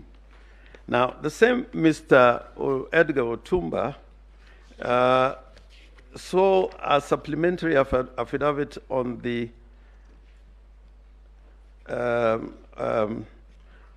think this affidavit was sworn on, just a minute, on the 20th of August 2002. And I invite you, my ladies and your lordships, to look at this affidavit, because it analyzes several scenarios, including scenarios where the rejected votes are not computed, and scenarios where the declaration made by the chairman of the Electoral Commission as to the manual votes which were cast, which were recorded 86,889, and where those votes recorded as manual votes are computed together with the votes that were transmitted electronically. And then scenarios that would include the constituencies where the votes were declared later, including Ella's constituency. Now, the central point, and I want to make this point again, that the case that we are trying to make out is that if you look at the declaration made by the chairman as to the voter turnout, that will give you, as a percentage of the total number of registered voters, it will give you the number of voters that turned out to vote in the election, as opposed to another way of arriving at the same result, simply counting the number of voters that were recorded to have voted and cast their vote in the election. It is an equation that must agree in a mass submission. If the total number of voters that take part in the election do not agree with the votes that are counted as cast in accordance with Article 138(4), If they don't agree, then it means that the results of that election are not accurate, they're not transparent, and they're not accountable. And therefore, I'm inviting your ladyship and your lordship to go through this affidavit of Mr. Edgar Uko Otumba, because he lays out clearly there's several scenarios in which it is quite clear the second respondent, one William Samoei Ruto, could not have garnered 50% plus one of the vote cast in the election. And since all that is in our submissions and is in the two affidavits that are referred to, I invite your ladyships and your lordships to go through, and you find that it is indeed very compelling, the analysis given out by Dr. Edgar Otumba. Now, your ladyship and Anyango Opio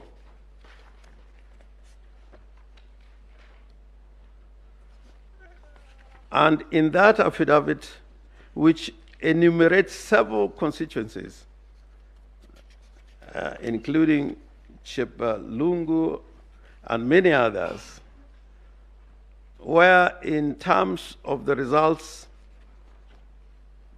as transmitted to the public portal, there was a systematic deduction of the votes cast for the first petitioner. And the same number of votes that were deducted from the petitioner were added to the votes of the second respondent. And the unique thing about this scheme is that the number of votes cast, the total number of votes cast, remained the same. The difference only was to the extent that the same number of votes that was deducted from the petitioner were given to the second respondent. And I leave that to your lordships to look through when you retire, because the Form 34As, in respect of those particular polling stations, attached to the affidavit of Solicitor Anyango Opio. There is also the affidavit, two affidavits from Arnold Ochieng Oginga, and this is particularly important because it contains discrepancies of the results in several areas, and in voter turnout in Form 334C and the KIMS kit. And all this, my ladies and my lords, taken in totality, would affect the results of the elections. In paragraph 16, up to the end, he goes out analyzing areas where there were discrepancies. And you would notice, my lords and my ladies, that in totality, the discrepancies accounted for votes which are more than 140,000 votes. And in our submission, that has an impact on the result of the elections as declared. And I invite your lordships and my ladies to look at those particular analysis and annexures attached to the affidavit of Arnold Oginga.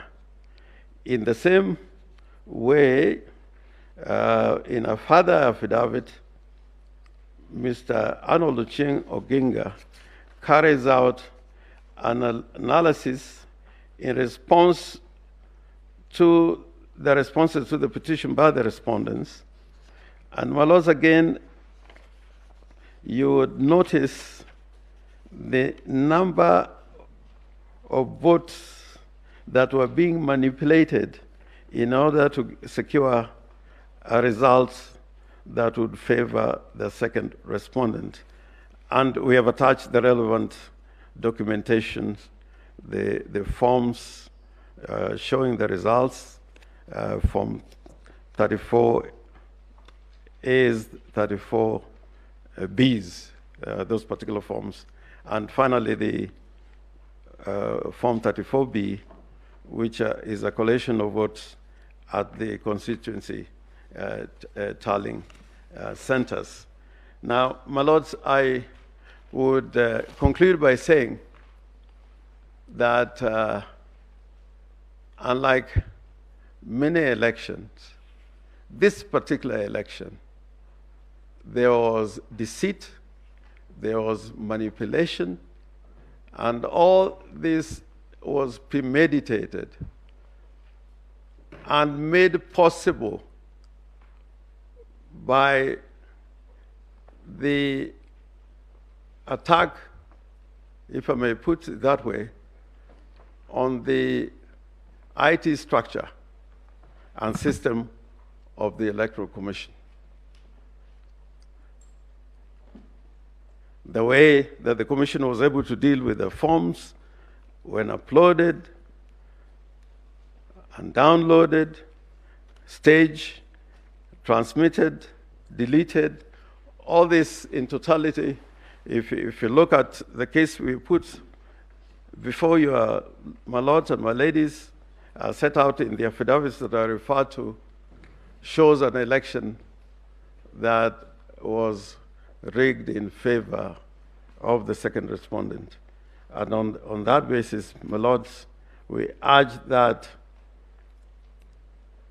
you nullify the elections on the basis of the fact that the second respondent did not attain more than 50% plus one of the votes cast in the election. I thank you. I now invite Ms. Julie Soweto to deal with the second limb of our submissions.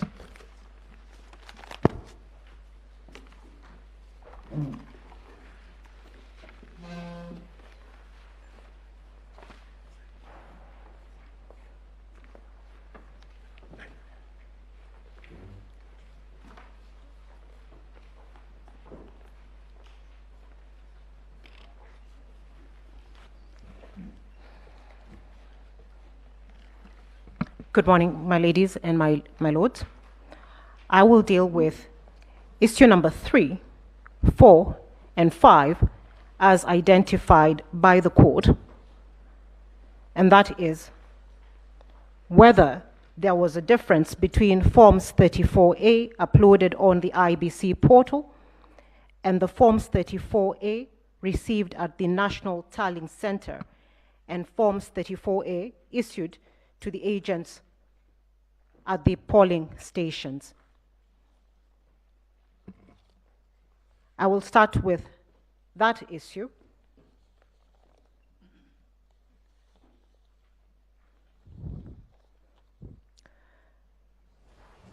My ladies and my lords, the evidence that we supply for that issue is contained. First of all, the complaint is at paragraphs 81 to 91 of the petition, and the evidence is contained in the affidavits of Celestine Anyango, Arnold Ochieng Oginga, Benjamin Agina,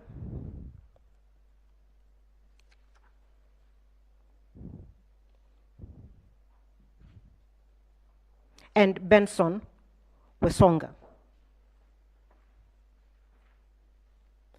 My lady, in Celestine Anyango's affidavit,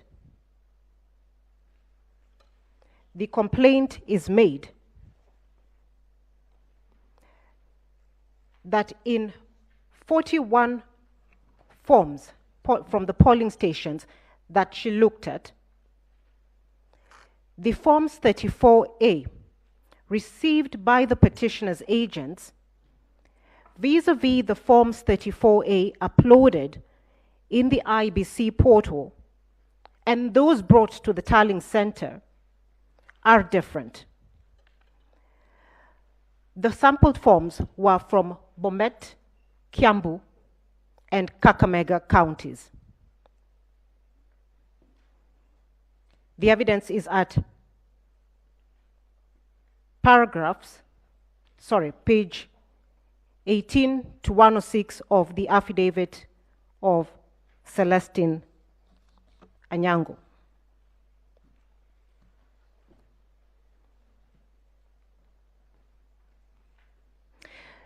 My ladies and my lords, this evidence should be considered together with the evidence in the affidavit of Benjamin Agena, sworn for the petitioner, paragraph 9.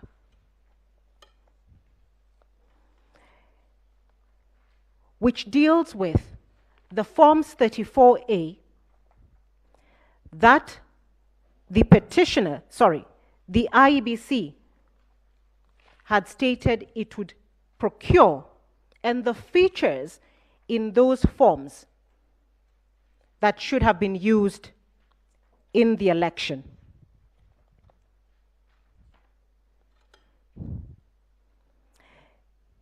It is our contention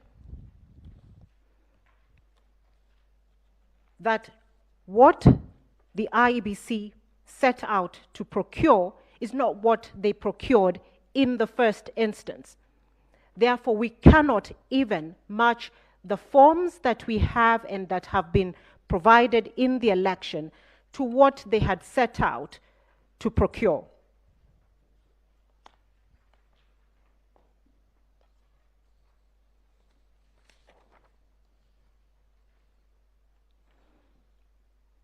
We have stated in paragraph 110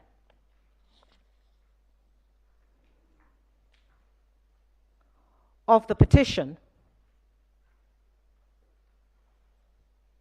from paragraphs 108 to 110,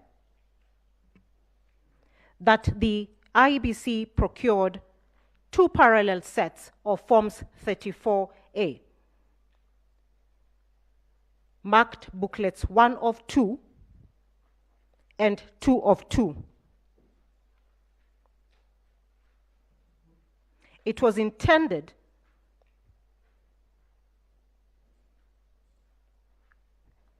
that only booklet 1 of 2 would be used at the polling station, while booklet 2 of 2 was to be placed in a tamper-proof envelope and not to be used at the polling station. The forms that have been transmitted, of the forms that were used to transmit the results in this election 2022, do not meet the standards or conform to either of the forms that the IBC said were going to be used, and this evidence is in the affidavit of Benjamin Agena. That is the first limb of the evidence that we submit through Celestine Anyango that shows the deliberate mischief in the use of the statutory forms that was set out in the election and which we now complain of. Going now to the evidence provided by Celestine Anyango in the 41 forms, what was observed is that the forms that the agents have and the forms in the portal are the same in all features. They have the same serial numbers. They are embossed using the same stamps. They're signed by the same agent, presiding and deputy presiding officers. However, the figures in the forms have been tampered with and are different with regards to the results for the first petitioner and the results of the first respondent, William Samoei Ruto.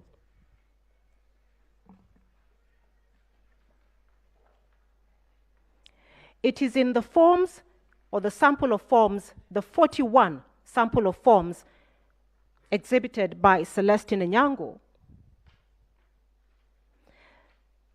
that votes have been reduced from the first petitioner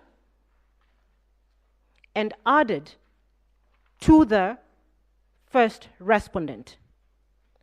We have calculated the total number of votes reduced from the first petitioner and added to the first respondent, and they add up to 2,793 votes.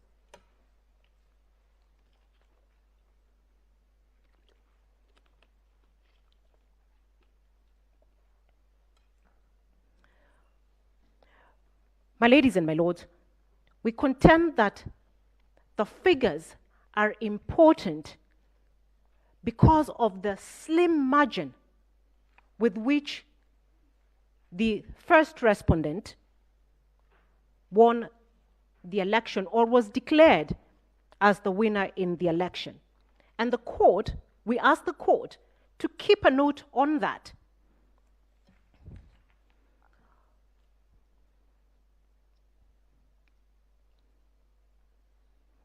My ladies and my lords, the difference between the result declared to overcome the 50% plus one threshold is 69,000 votes.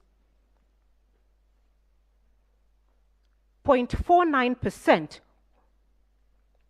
which is the margin that the first respondent is said to have overcome the constitutional threshold, is the equivalent of 69,000 votes. And therefore, when we look at the results and the numbers that we will show have been tampered with, either reduced or removed from the first petitioner's votes, we will show that those discrepancies affect the outcome of the election or the result of the election.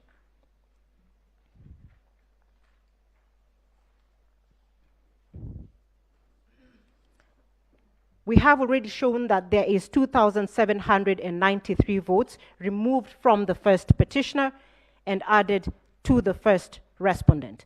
There is also from Kakamega County the example where votes would be deducted from the first petitioner, but not added to any particular candidate.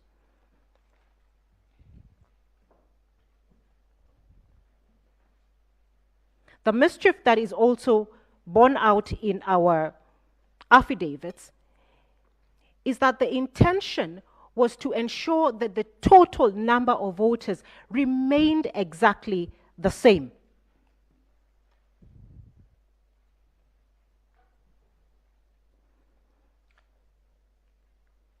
So, for example,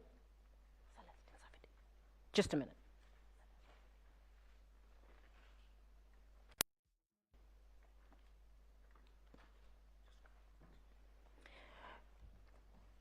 I beg your pardon.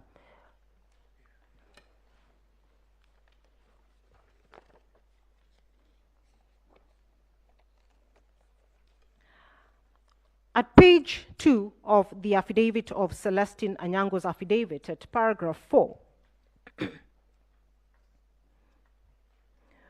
my lady, just as an example, in Chepalungu, polling station 1 of 1, the first petitioners and the physical copy of the Form 34A that was given to the agent, the first petitioner had 61 votes. In the form that was uploaded or that is appearing in the IBC portal, the first petitioner has 1 vote. In the Form 34A of the same polling station, the first respondent, William Ruto, had 109 votes. In the Form 34A in the IBC portal, William Ruto has 169 votes. The 60 votes that are reduced from the first petitioner are added to William Ruto. The total votes remain the same.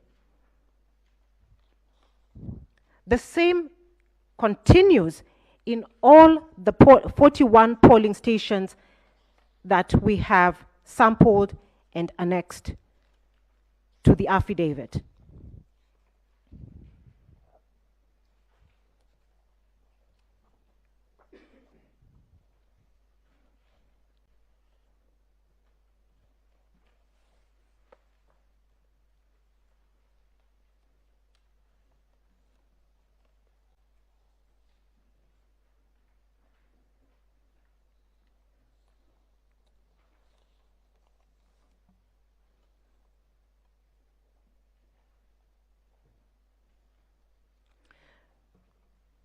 Similar to that issue is the evidence sworn by, in the affidavit sworn by Arnold Odinga at page 4 to 13,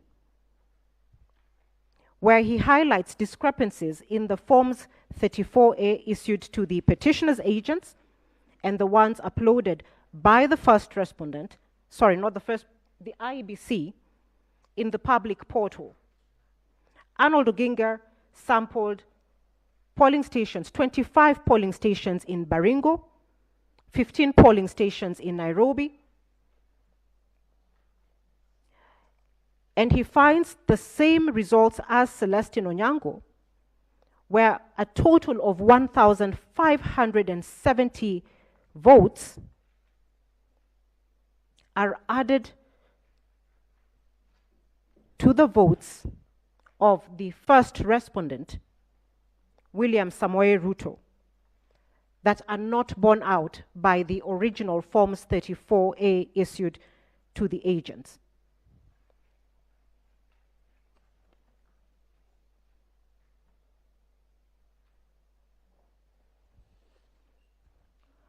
From the affidavits or the evidence of Celestine Onyango and Arnold Odinga, we conclude or find that the total number of votes deducted from the first petitioner and added to the first respondent is 4,463 votes.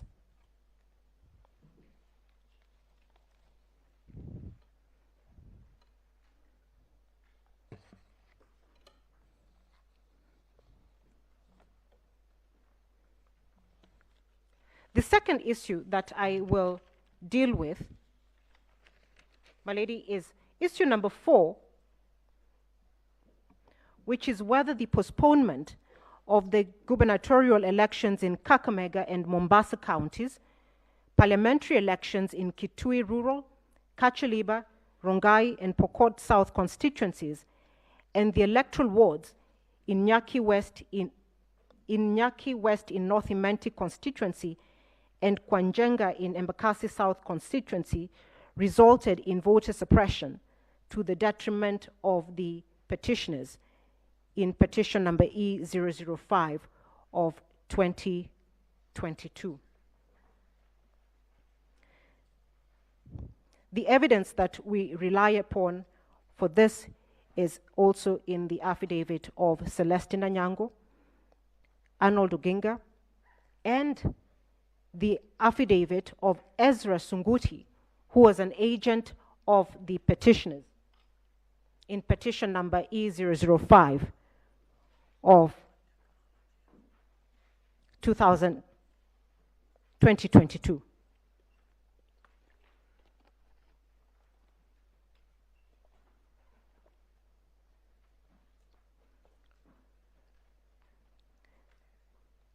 My ladies and my lords, the first complaint and the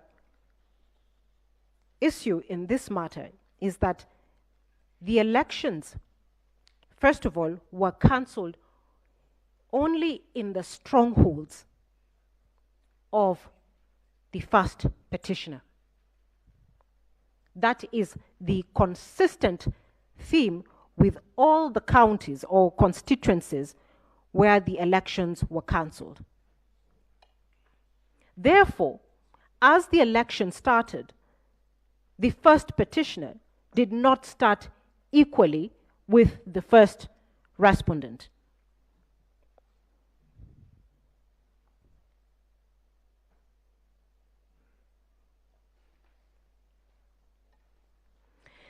Ezra Sunguti deposed in his affidavit that polling stations did not open at the stations where he was manning as late as 1 p.m. due to failure of KIMS kits. One of the questions that we want to ask, because consistently the KIMS kits appeared to have failed in the same region, in the strongholds of the first petitioner. It cannot be coincidental that only faulty KIMS kits were sent to the petitioner's strongholds. Ezra Sunguti also testifies in his affidavit that polling started at 2 p.m. and was not extended beyond 6 p.m. despite starting 6 hours later than when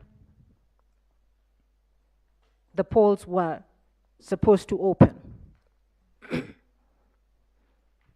The effects of this: one, the time was not compensated. Two, by the time polling was starting, voters had left. The disabled, the elderly,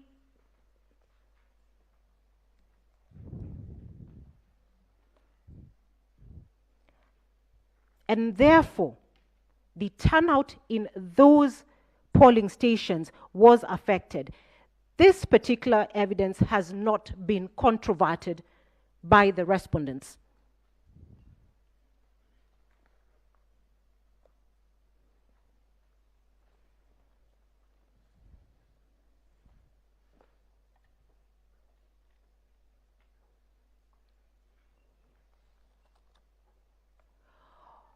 On that ground, again, we submit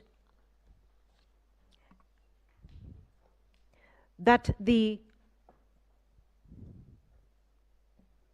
cancellation of the vote in those particular areas suppressed the voter turnout,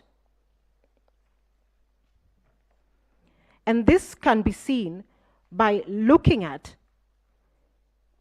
the voter turnout in those constituencies as compared to the voter turnout in neighboring counties or neighboring constituencies. We find that there is a vote differential of about 4% or 5% when you compare the turnout in the areas where the election was cancelled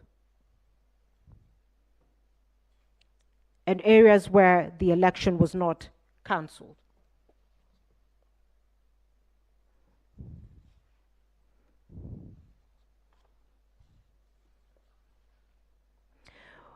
My ladies and my lords, we also consider that the cancellation of the votes of the election in the strongholds of the first petitioner was deliberate because the reasons given by the IBC or the chairperson are not borne out by the statutory provisions for cancellation of the election.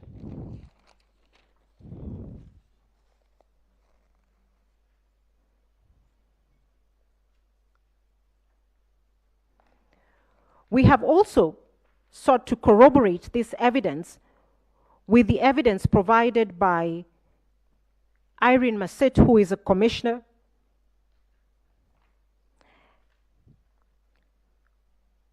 who testifies at paragraph 26 of her affidavit that the reason why the votes or the election was cancelled in those areas was because the commission procured the wrong ballot papers. This is a mistake that Irene Masit, a commissioner.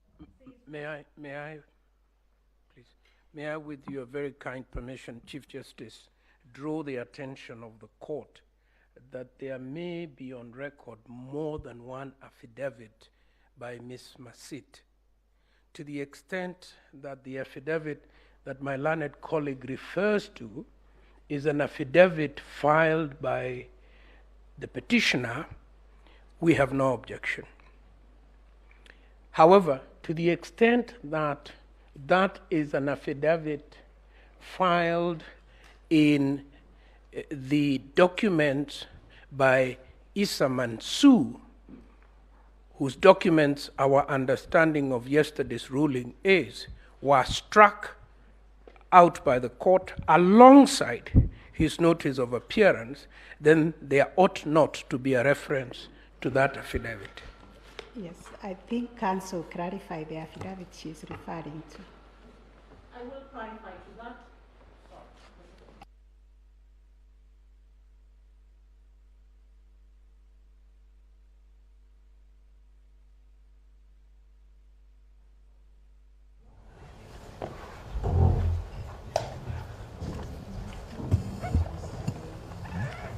Sorry.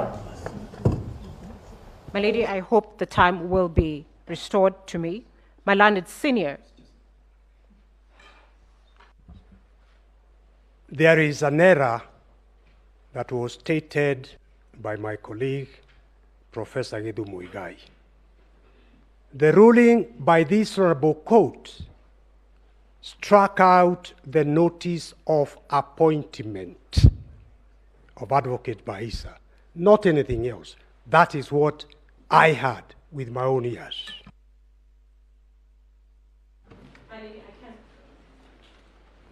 If I may please interrupt you Counsel, yet again. please, without wasting a lot of time, we are capable of discerning what we meant with our own ruling. Let her identify the affidavit she is referring to, and when you are responding, then you deal with the issues that you are raising. We appreciate that, my Lady Chief Justice.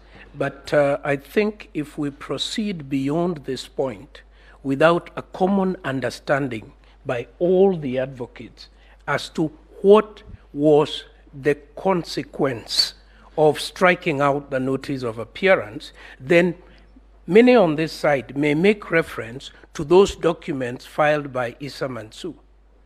To my own understanding of the law, once the notice of appointment was struck out, all consequential filings based on that were null and void and expunged from the record. Proceed. My ladies and my lords, that issue can be put to rest very simply. The affidavit that I refer to by Irene Masit is drawn and filed by MS Ouma J and Associates Advocates. I believe each of the commissioners had a right and did appoint their own advocates in response to the petition. And that is what I am referring to. So Malanid Senior is lost on that one. If I may proceed now. My lady, I do refer to the affidavit now of Irene Masit at paragraph 26 of her affidavit,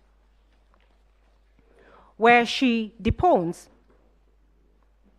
that the chairperson and the commission secretary and the CEO failed to ensure that due diligence was done on procurement, proofreading, and printing of ballot papers, which is also a process that takes place prior to the general elections, and which in turn affected the elections in the areas that we complain the election was cancelled. She lists it, and for time, I will not refer to them.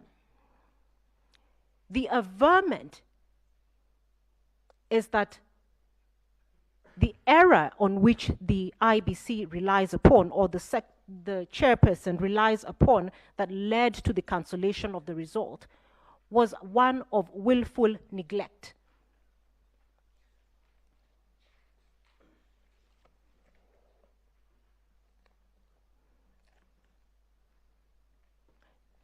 Irene Masit further testifies that there was no meeting as was required to be before the procurement was done, or verification to ensure that they proofread what they had procured. And she also testifies that in practice in 2017, this had been done before to ensure that this mistake does not occur.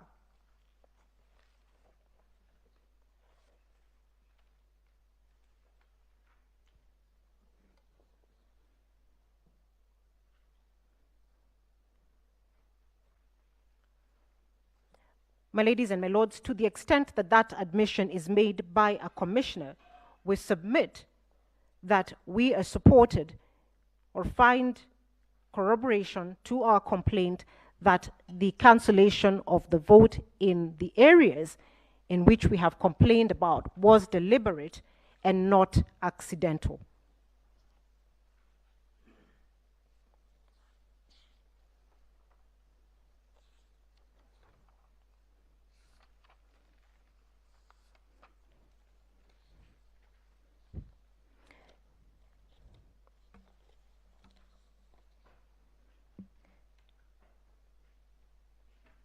The fifth issue that I deal with was whether there were unexplainable discrepancies between the votes cast for the presidential candidates and other elective positions.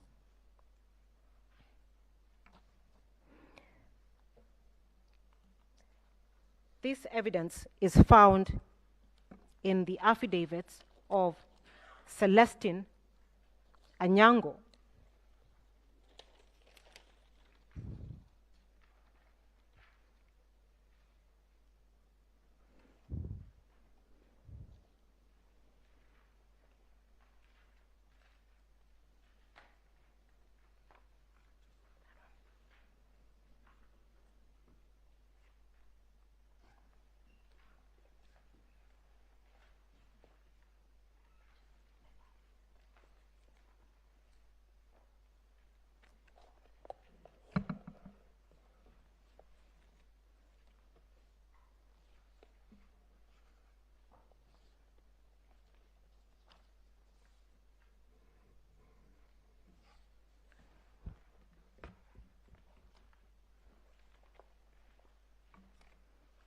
I beg your pardon.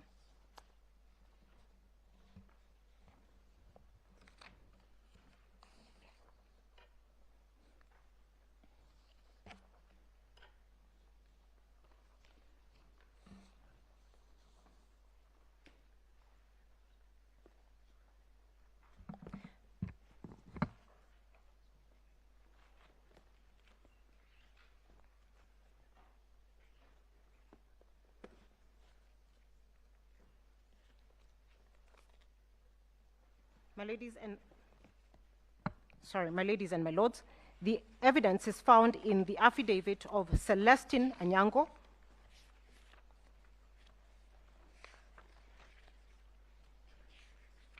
where she shows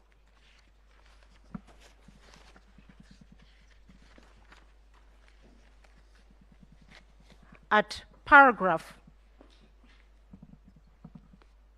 8, 9, 10, and 11, where she has produced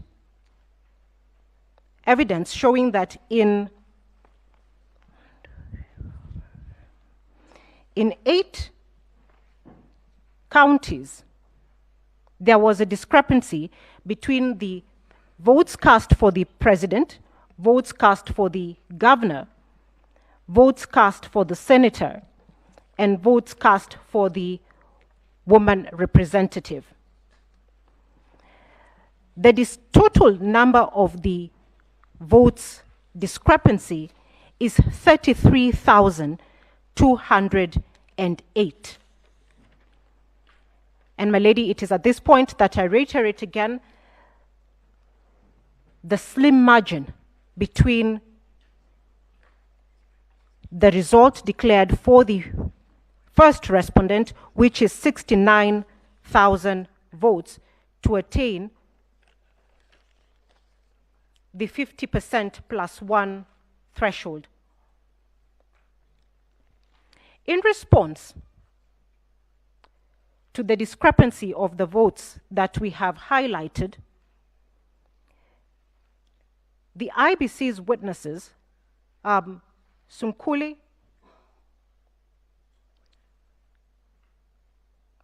Moses Ledama Sunkuli, I believe, states that those discrepancies are accounted for by prison votes.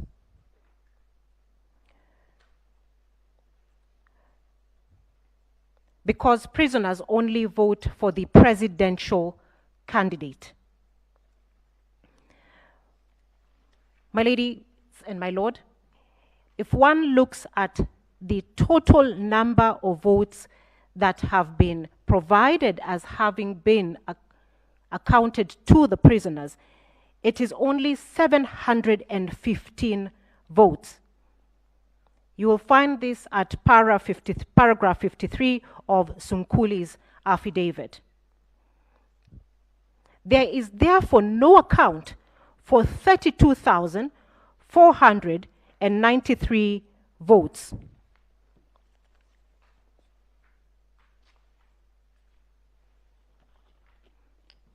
On that issue alone, we would like the court to consider, for instance, in Kirinyaga County, where the discrepancy between the presidential votes and the governor's vote was 23,550, which the only answer given by the respondents is that these were stray ballots.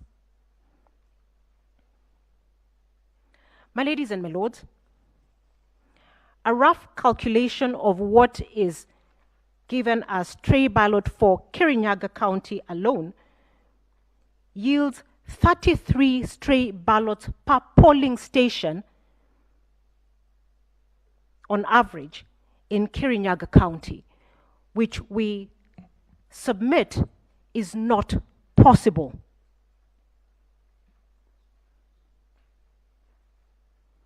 This is also the kind of issue or discrepancy that, based on the rules, ought to have been brought to the attention of the National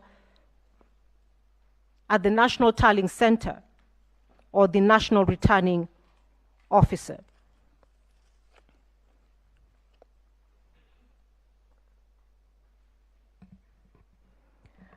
We rely also upon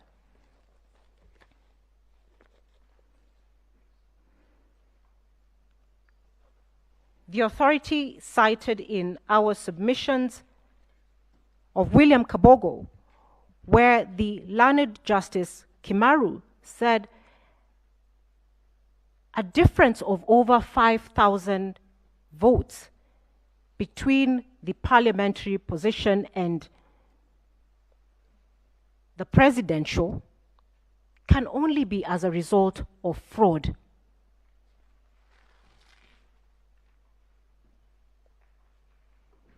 My ladies and my lords, would also urge the court to note that at this election, the IEBC had provided a clerk whose sole duty at the polling station was to ensure that voters placed their ballot papers in the right box. And therefore, the incidence of such a high number of stray or allegedly stray ballot papers cannot be explained and has not been explained.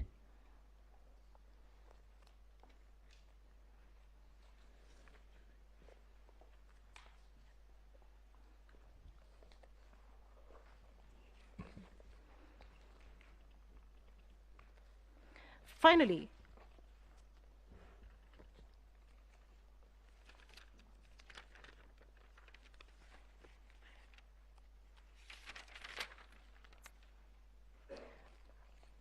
my ladies and my lords, as time is not on my side, we urge the court to look at the evidence of Arnold Ochieng Oginga on the discrepancies between the Forms 34A or the results declared in Forms 34A, Forms 34B, and Forms 34C. The design of the election was that this was to be a seamless transaction, and therefore the Forms 34A and the results therein ought to be the same as the Forms 34B and ought to be the same as the Forms 34C.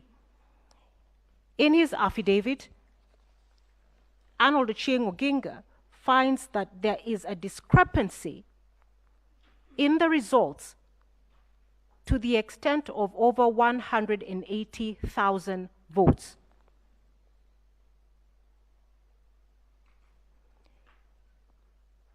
That affects the result of the election or the outcome of the election. I will stop at this particular point and invite my senior, Mr. Paul Mwangi, to continue.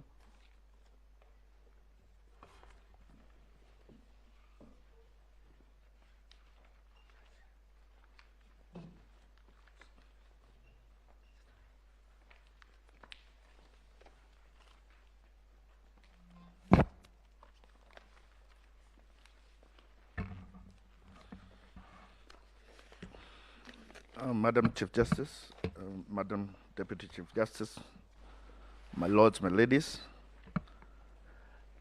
I am to address myself to the sixth issue of the court, whether the IEBC carried on the verification, tallying and declaration of results in accordance with Article 138(3)(c) and Article 138(10) of the Constitution. The thrust of my presentation is that the nature of management of elections in Kenya from even before the new constitution have been that decisions as to who has won the presidential election are collegiate. And that the collegiate nature of the decision as to who is the winner of a presidential election goes down to the description of what is a free and fair election under Article 81. And in Article 81E, the Constitution describes a free and fair election as an election, E3, conducted by an independent body, 4, transparent, and 5, administered in an impartial, neutral, efficient, accurate, and accountable manner. And it is my submission that this goes not to just what the Constitution says, but what Kenyans have practiced and what they have come to expect whenever bodies are making decisions. Possibly more than any other body, the judiciary has been able to show Kenya the nature of collegiate decision making. We have had live court sessions from the High Court to the Court of Appeal to the Supreme Court. Kenyans have seen often the presiding judge, in this case even the Chief Justice, consult even sometimes openly with other judges before the court arrives at a decision on even very small things. And we have even had situations when a decision becomes grave. We have seen judges retire to go so that they come back with a collegiate decision. So that is what Kenyans have come to expect, and that is also what Kenyans expect even from the Independent Electoral and Boundaries Commission. First, the nature, our commissions are made up of at least 3 members and at most 9. And if you look at the qualifications of all these members, they are all, whether it is the chairman or the members, largely have the same qualifications. They are all identified and recommended for appointment among the same criteria. They are all approved by the National Assembly. They are all appointed by the President. So there is no basis on which the chair of any commission can treat as subordinate members of that commission or treat them as if they have lesser qualifications or lesser competencies than him. They all enjoy the same security of tenure. They all enjoy the same security in their remuneration. And so they are all expected to execute very substantive mandates. My Lord, this question as to the mandates of commissioners came up in the case of Michael Kamau versus the Ethics and Anti-Corruption Commission, which is in our list of authorities, came up in the High Court and came up in the Court of Appeal. And the court, both courts were very categorical as to the fact that the constitutional mandate of a commission is borne by the commissioners. And in that case where a commission had attempted to reach a decision without commissioners, the court annulled that decision and said that that decision had to be made by commissioners. And in respect of the powers of a chairperson, again, the minor KI case all the way from the High Court to the Court of Appeal and to this court have made it clear that the chairperson is not the commission and that he has to act with the rest of the commission for him to deliver a proper constitutional decision.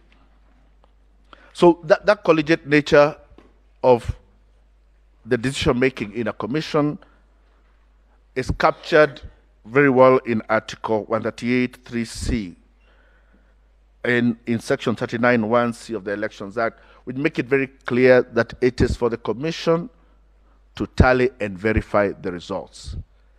And in Article 138(10) is only where the chairman is asked to declare the result of that decision.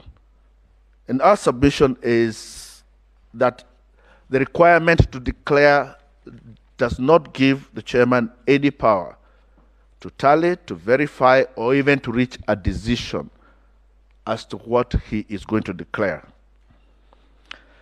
That part of the Constitution was first captured in Section 41 of our previous Constitution, in subsection 11, which had a proviso that provided any decision of the commission shall require the concurrence of a majority of its members. And that is why I say the collegiate nature of decision-making at the Electoral Commission even precedes our new Constitution. And at that time, there was an attempt which I will submit is an attempt that has also been made this time by the chair of the Electoral Commission to take away that collegiate nature of decision-making at the Commission. And if you read the Kriegler report, which is also next to a list, it talks of an attempt at that time, or actually an actual creation at that time, of an office that was called the Supervisor of Elections. And the Supervisor of Elections was an executive office that was used to undermine the independence of the Electoral Commission of Kenya. And as we moved to the first multi-party elections, one of the first insistence that Kenyans had was that the Supervisor of Elections must be removed and that decision-making regarding elections must be taken back to the ECK. But that was not even enough, because Kenya still felt then that Section 41 was still not clear enough. And in Act number 6 of 1992, which preceded the first multi-party elections, Kenyans insisted that the mandate of the commission be made clearer, and we now promulgated Section 42A into the old constitution. And Section 42A made it very clear that the Electoral Commission shall be responsible for directing, supervising presidential, national, and local government elections.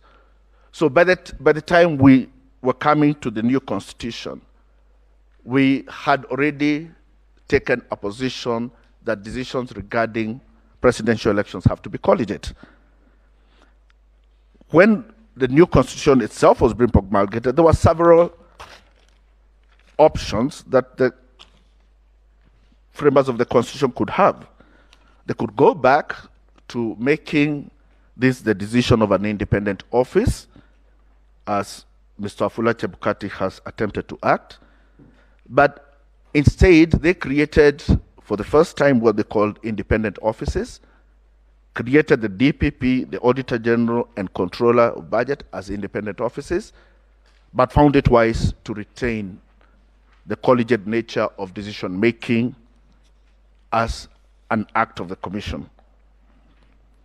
The question then we asked is, why is it necessary for there to be a collegiate nature in the decision-making regarding presidential elections?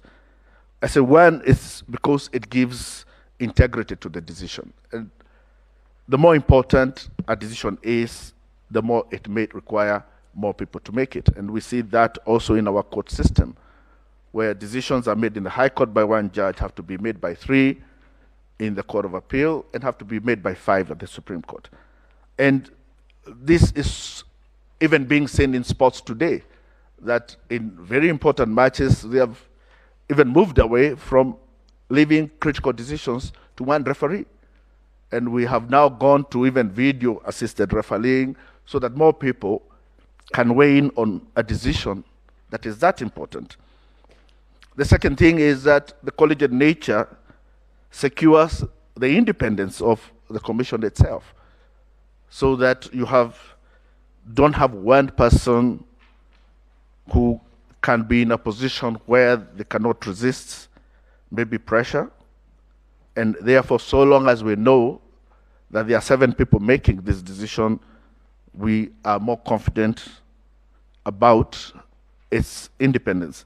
But thirdly, my lady, my lords, there is also the question of the legitimacy of the decision. And this comes from what this court said in 2017. And in paragraph 371, in the case of Raila Odinga versus IEBC, the court says that elections are the surest way through which the people express their sovereignty. Our constitution is founded upon the immutable principle in the sovereign will of the people. It says that, in fact, it is the people and they alone in whom all power resides, be it moral, political, or legal. And so they exercise such power either directly or through their representatives, whom they democratically elect in free, fair, transparent, and credible elections. Therefore, whether it be about numbers, whether it be about laws, whether it be about processes, an election at the end of the day must be a true reflection of the will of the people. And I view legitimacy in two ways. That first, it is very important for Kenyans to believe that the decision has been arrived at is legitimate. And the reason for that is because it is in one person. They have been asked to delegate their sovereign authority. So they believe that a decision has been reached that is legitimate is very important. And you see that in Article 131, the political legitimacy of that decision is covered in Article 131 of our Constitution. Because Article 131 gives our president 4 powers. He makes him the head of state and government in paragraph A. In paragraph C, it makes him the commander-in-chief. In paragraph D, it makes him the chairperson of the National Security Council. And then in paragraph E, it makes him the symbol of national unity. So of all the 4 things that our president must do, the A is the political legitimacy. And if decisions are arrived at as to who has won an election, and they do not carry with them the legitimacy that is required, then you have somebody who cannot exercise the duties, execute the duties under 131E as being the symbol of national unity. But there's a second reason. And the second reason is that also the person to whom you now declare as the president must himself believe in the legitimacy of the decision that has been made. And political scientists say that this political legitimacy is necessary because it finally determines how that person themselves will hand over that power. And political scientists say that power that is unjustly acquired will never be justly given. So if you want to have a legitimate transfer of power in a country into the future, you must ensure that that power is also known not just to the public, but to the person who acquires it as legitimately obtained. The question then comes to where we find ourselves today, where we have the chairman and a minority group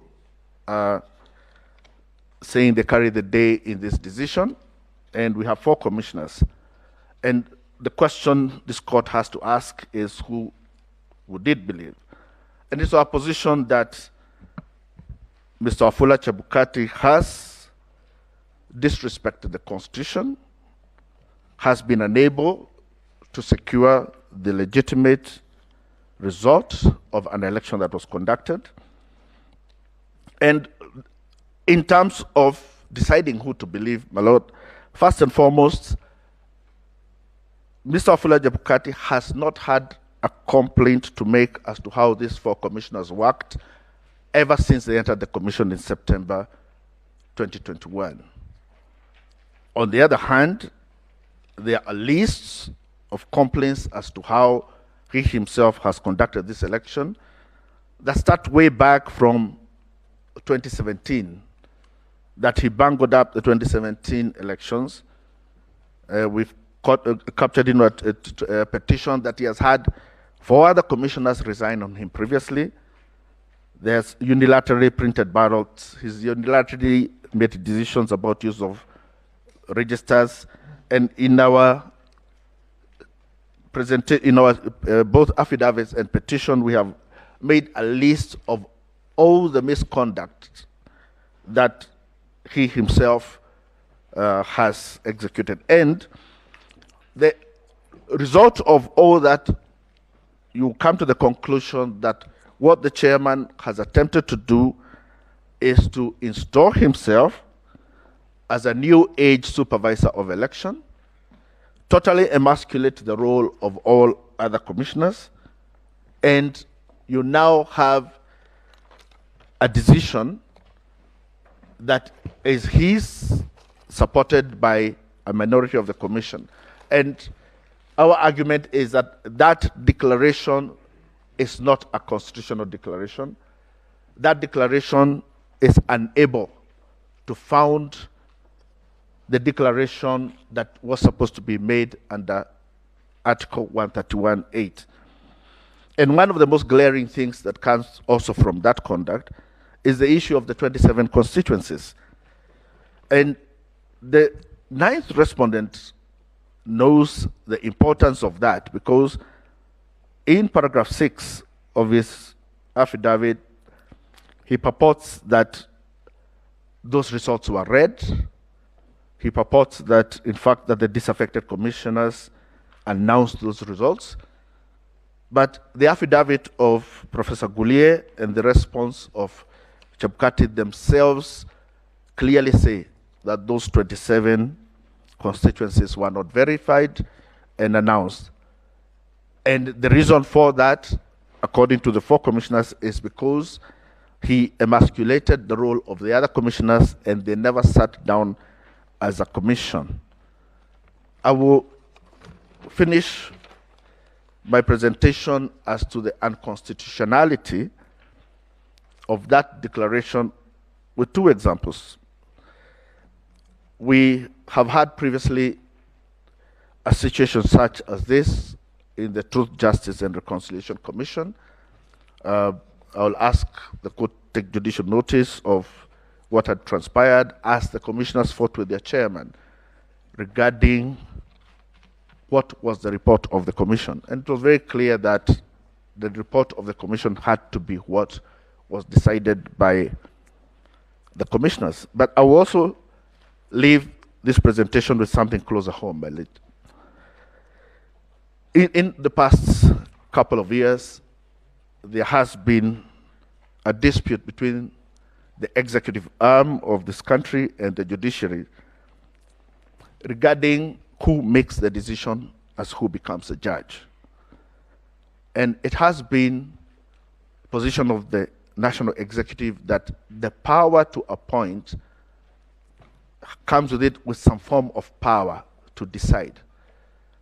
And this judiciary has been very clear all the way from the High Court to this court that the power to appoint in no way includes a power to decide on who becomes a judge. I say that for the same reason, the power given to the chairman of IEBC to declare the result of an election in no way gives him any power to decide what that result will be. And if we cannot be shown how the commission as a commission reached a decision or reached the decision that was pronounced by its chair on the 15th of August, then I implore this court to use the same reasoning and tell the chairman in the same voice that it has told the national executive that your power to declare does not give you any power to decide on what you declare. That is all, my lords.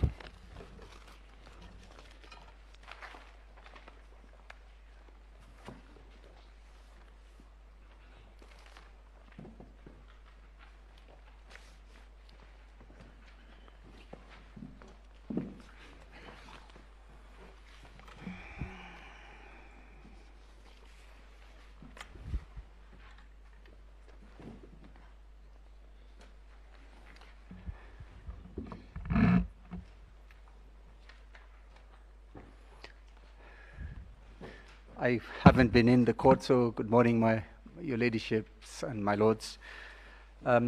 My humble responsibility today is to deal with technology, and that is covered in the issues that were framed by the Honorable Court as 1, 2, and partially issue number 3.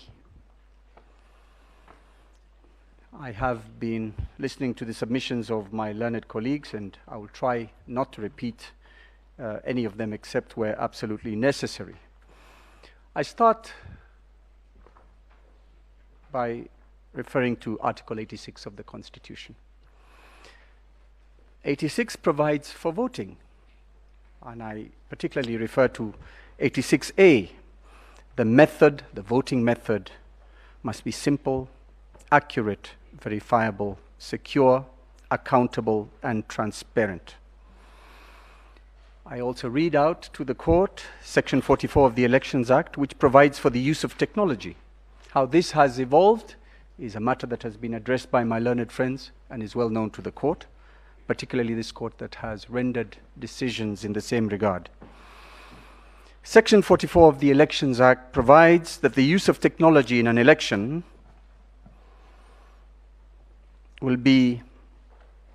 should be an integrated electronic electoral system that enables biometric voter registration, electronic voter identification, and electronic transmission of results. Section 39 of the Elections Act provides for the determination of the declaration of presidential results. And in this regard, it provides at 1C, for the purposes of a presidential election, the Commission shall, A, electronically transmit and physically deliver the tabulated results of an election for the president from a polling station in the constituency tallying center and to the national tallying center. Regulation 14 of the Elections Technology Regulations 2017 provides as follows. Information security. The Commission shall put in place mechanisms to ensure data availability, accuracy, integrity, confidentiality, as set out in the first schedule.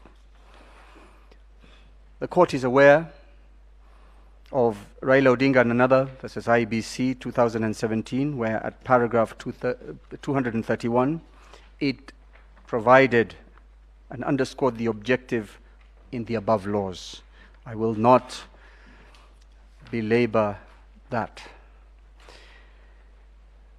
The technology envisaged by Section 44 of the Elections Act was intended to ensure an integrated and secure tallying and data transmission system which would allow computerized data entry tallying at constituencies, secure simultaneous transmission of individual polling stations, level data to the national tallying center, and the integration of the results handling system in a progressive election result announcement system. Two words that bear emphasis there is simultaneous and progressive election result system.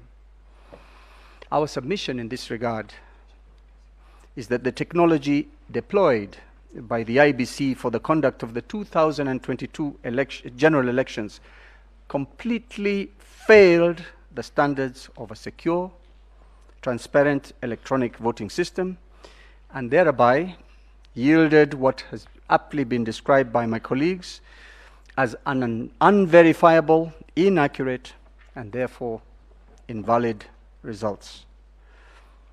Our further submission in this regard is that the technology was so inherently corrupted, manipulated, and tainted that the results declared by Mr. Chebukati, the third respondent, cannot be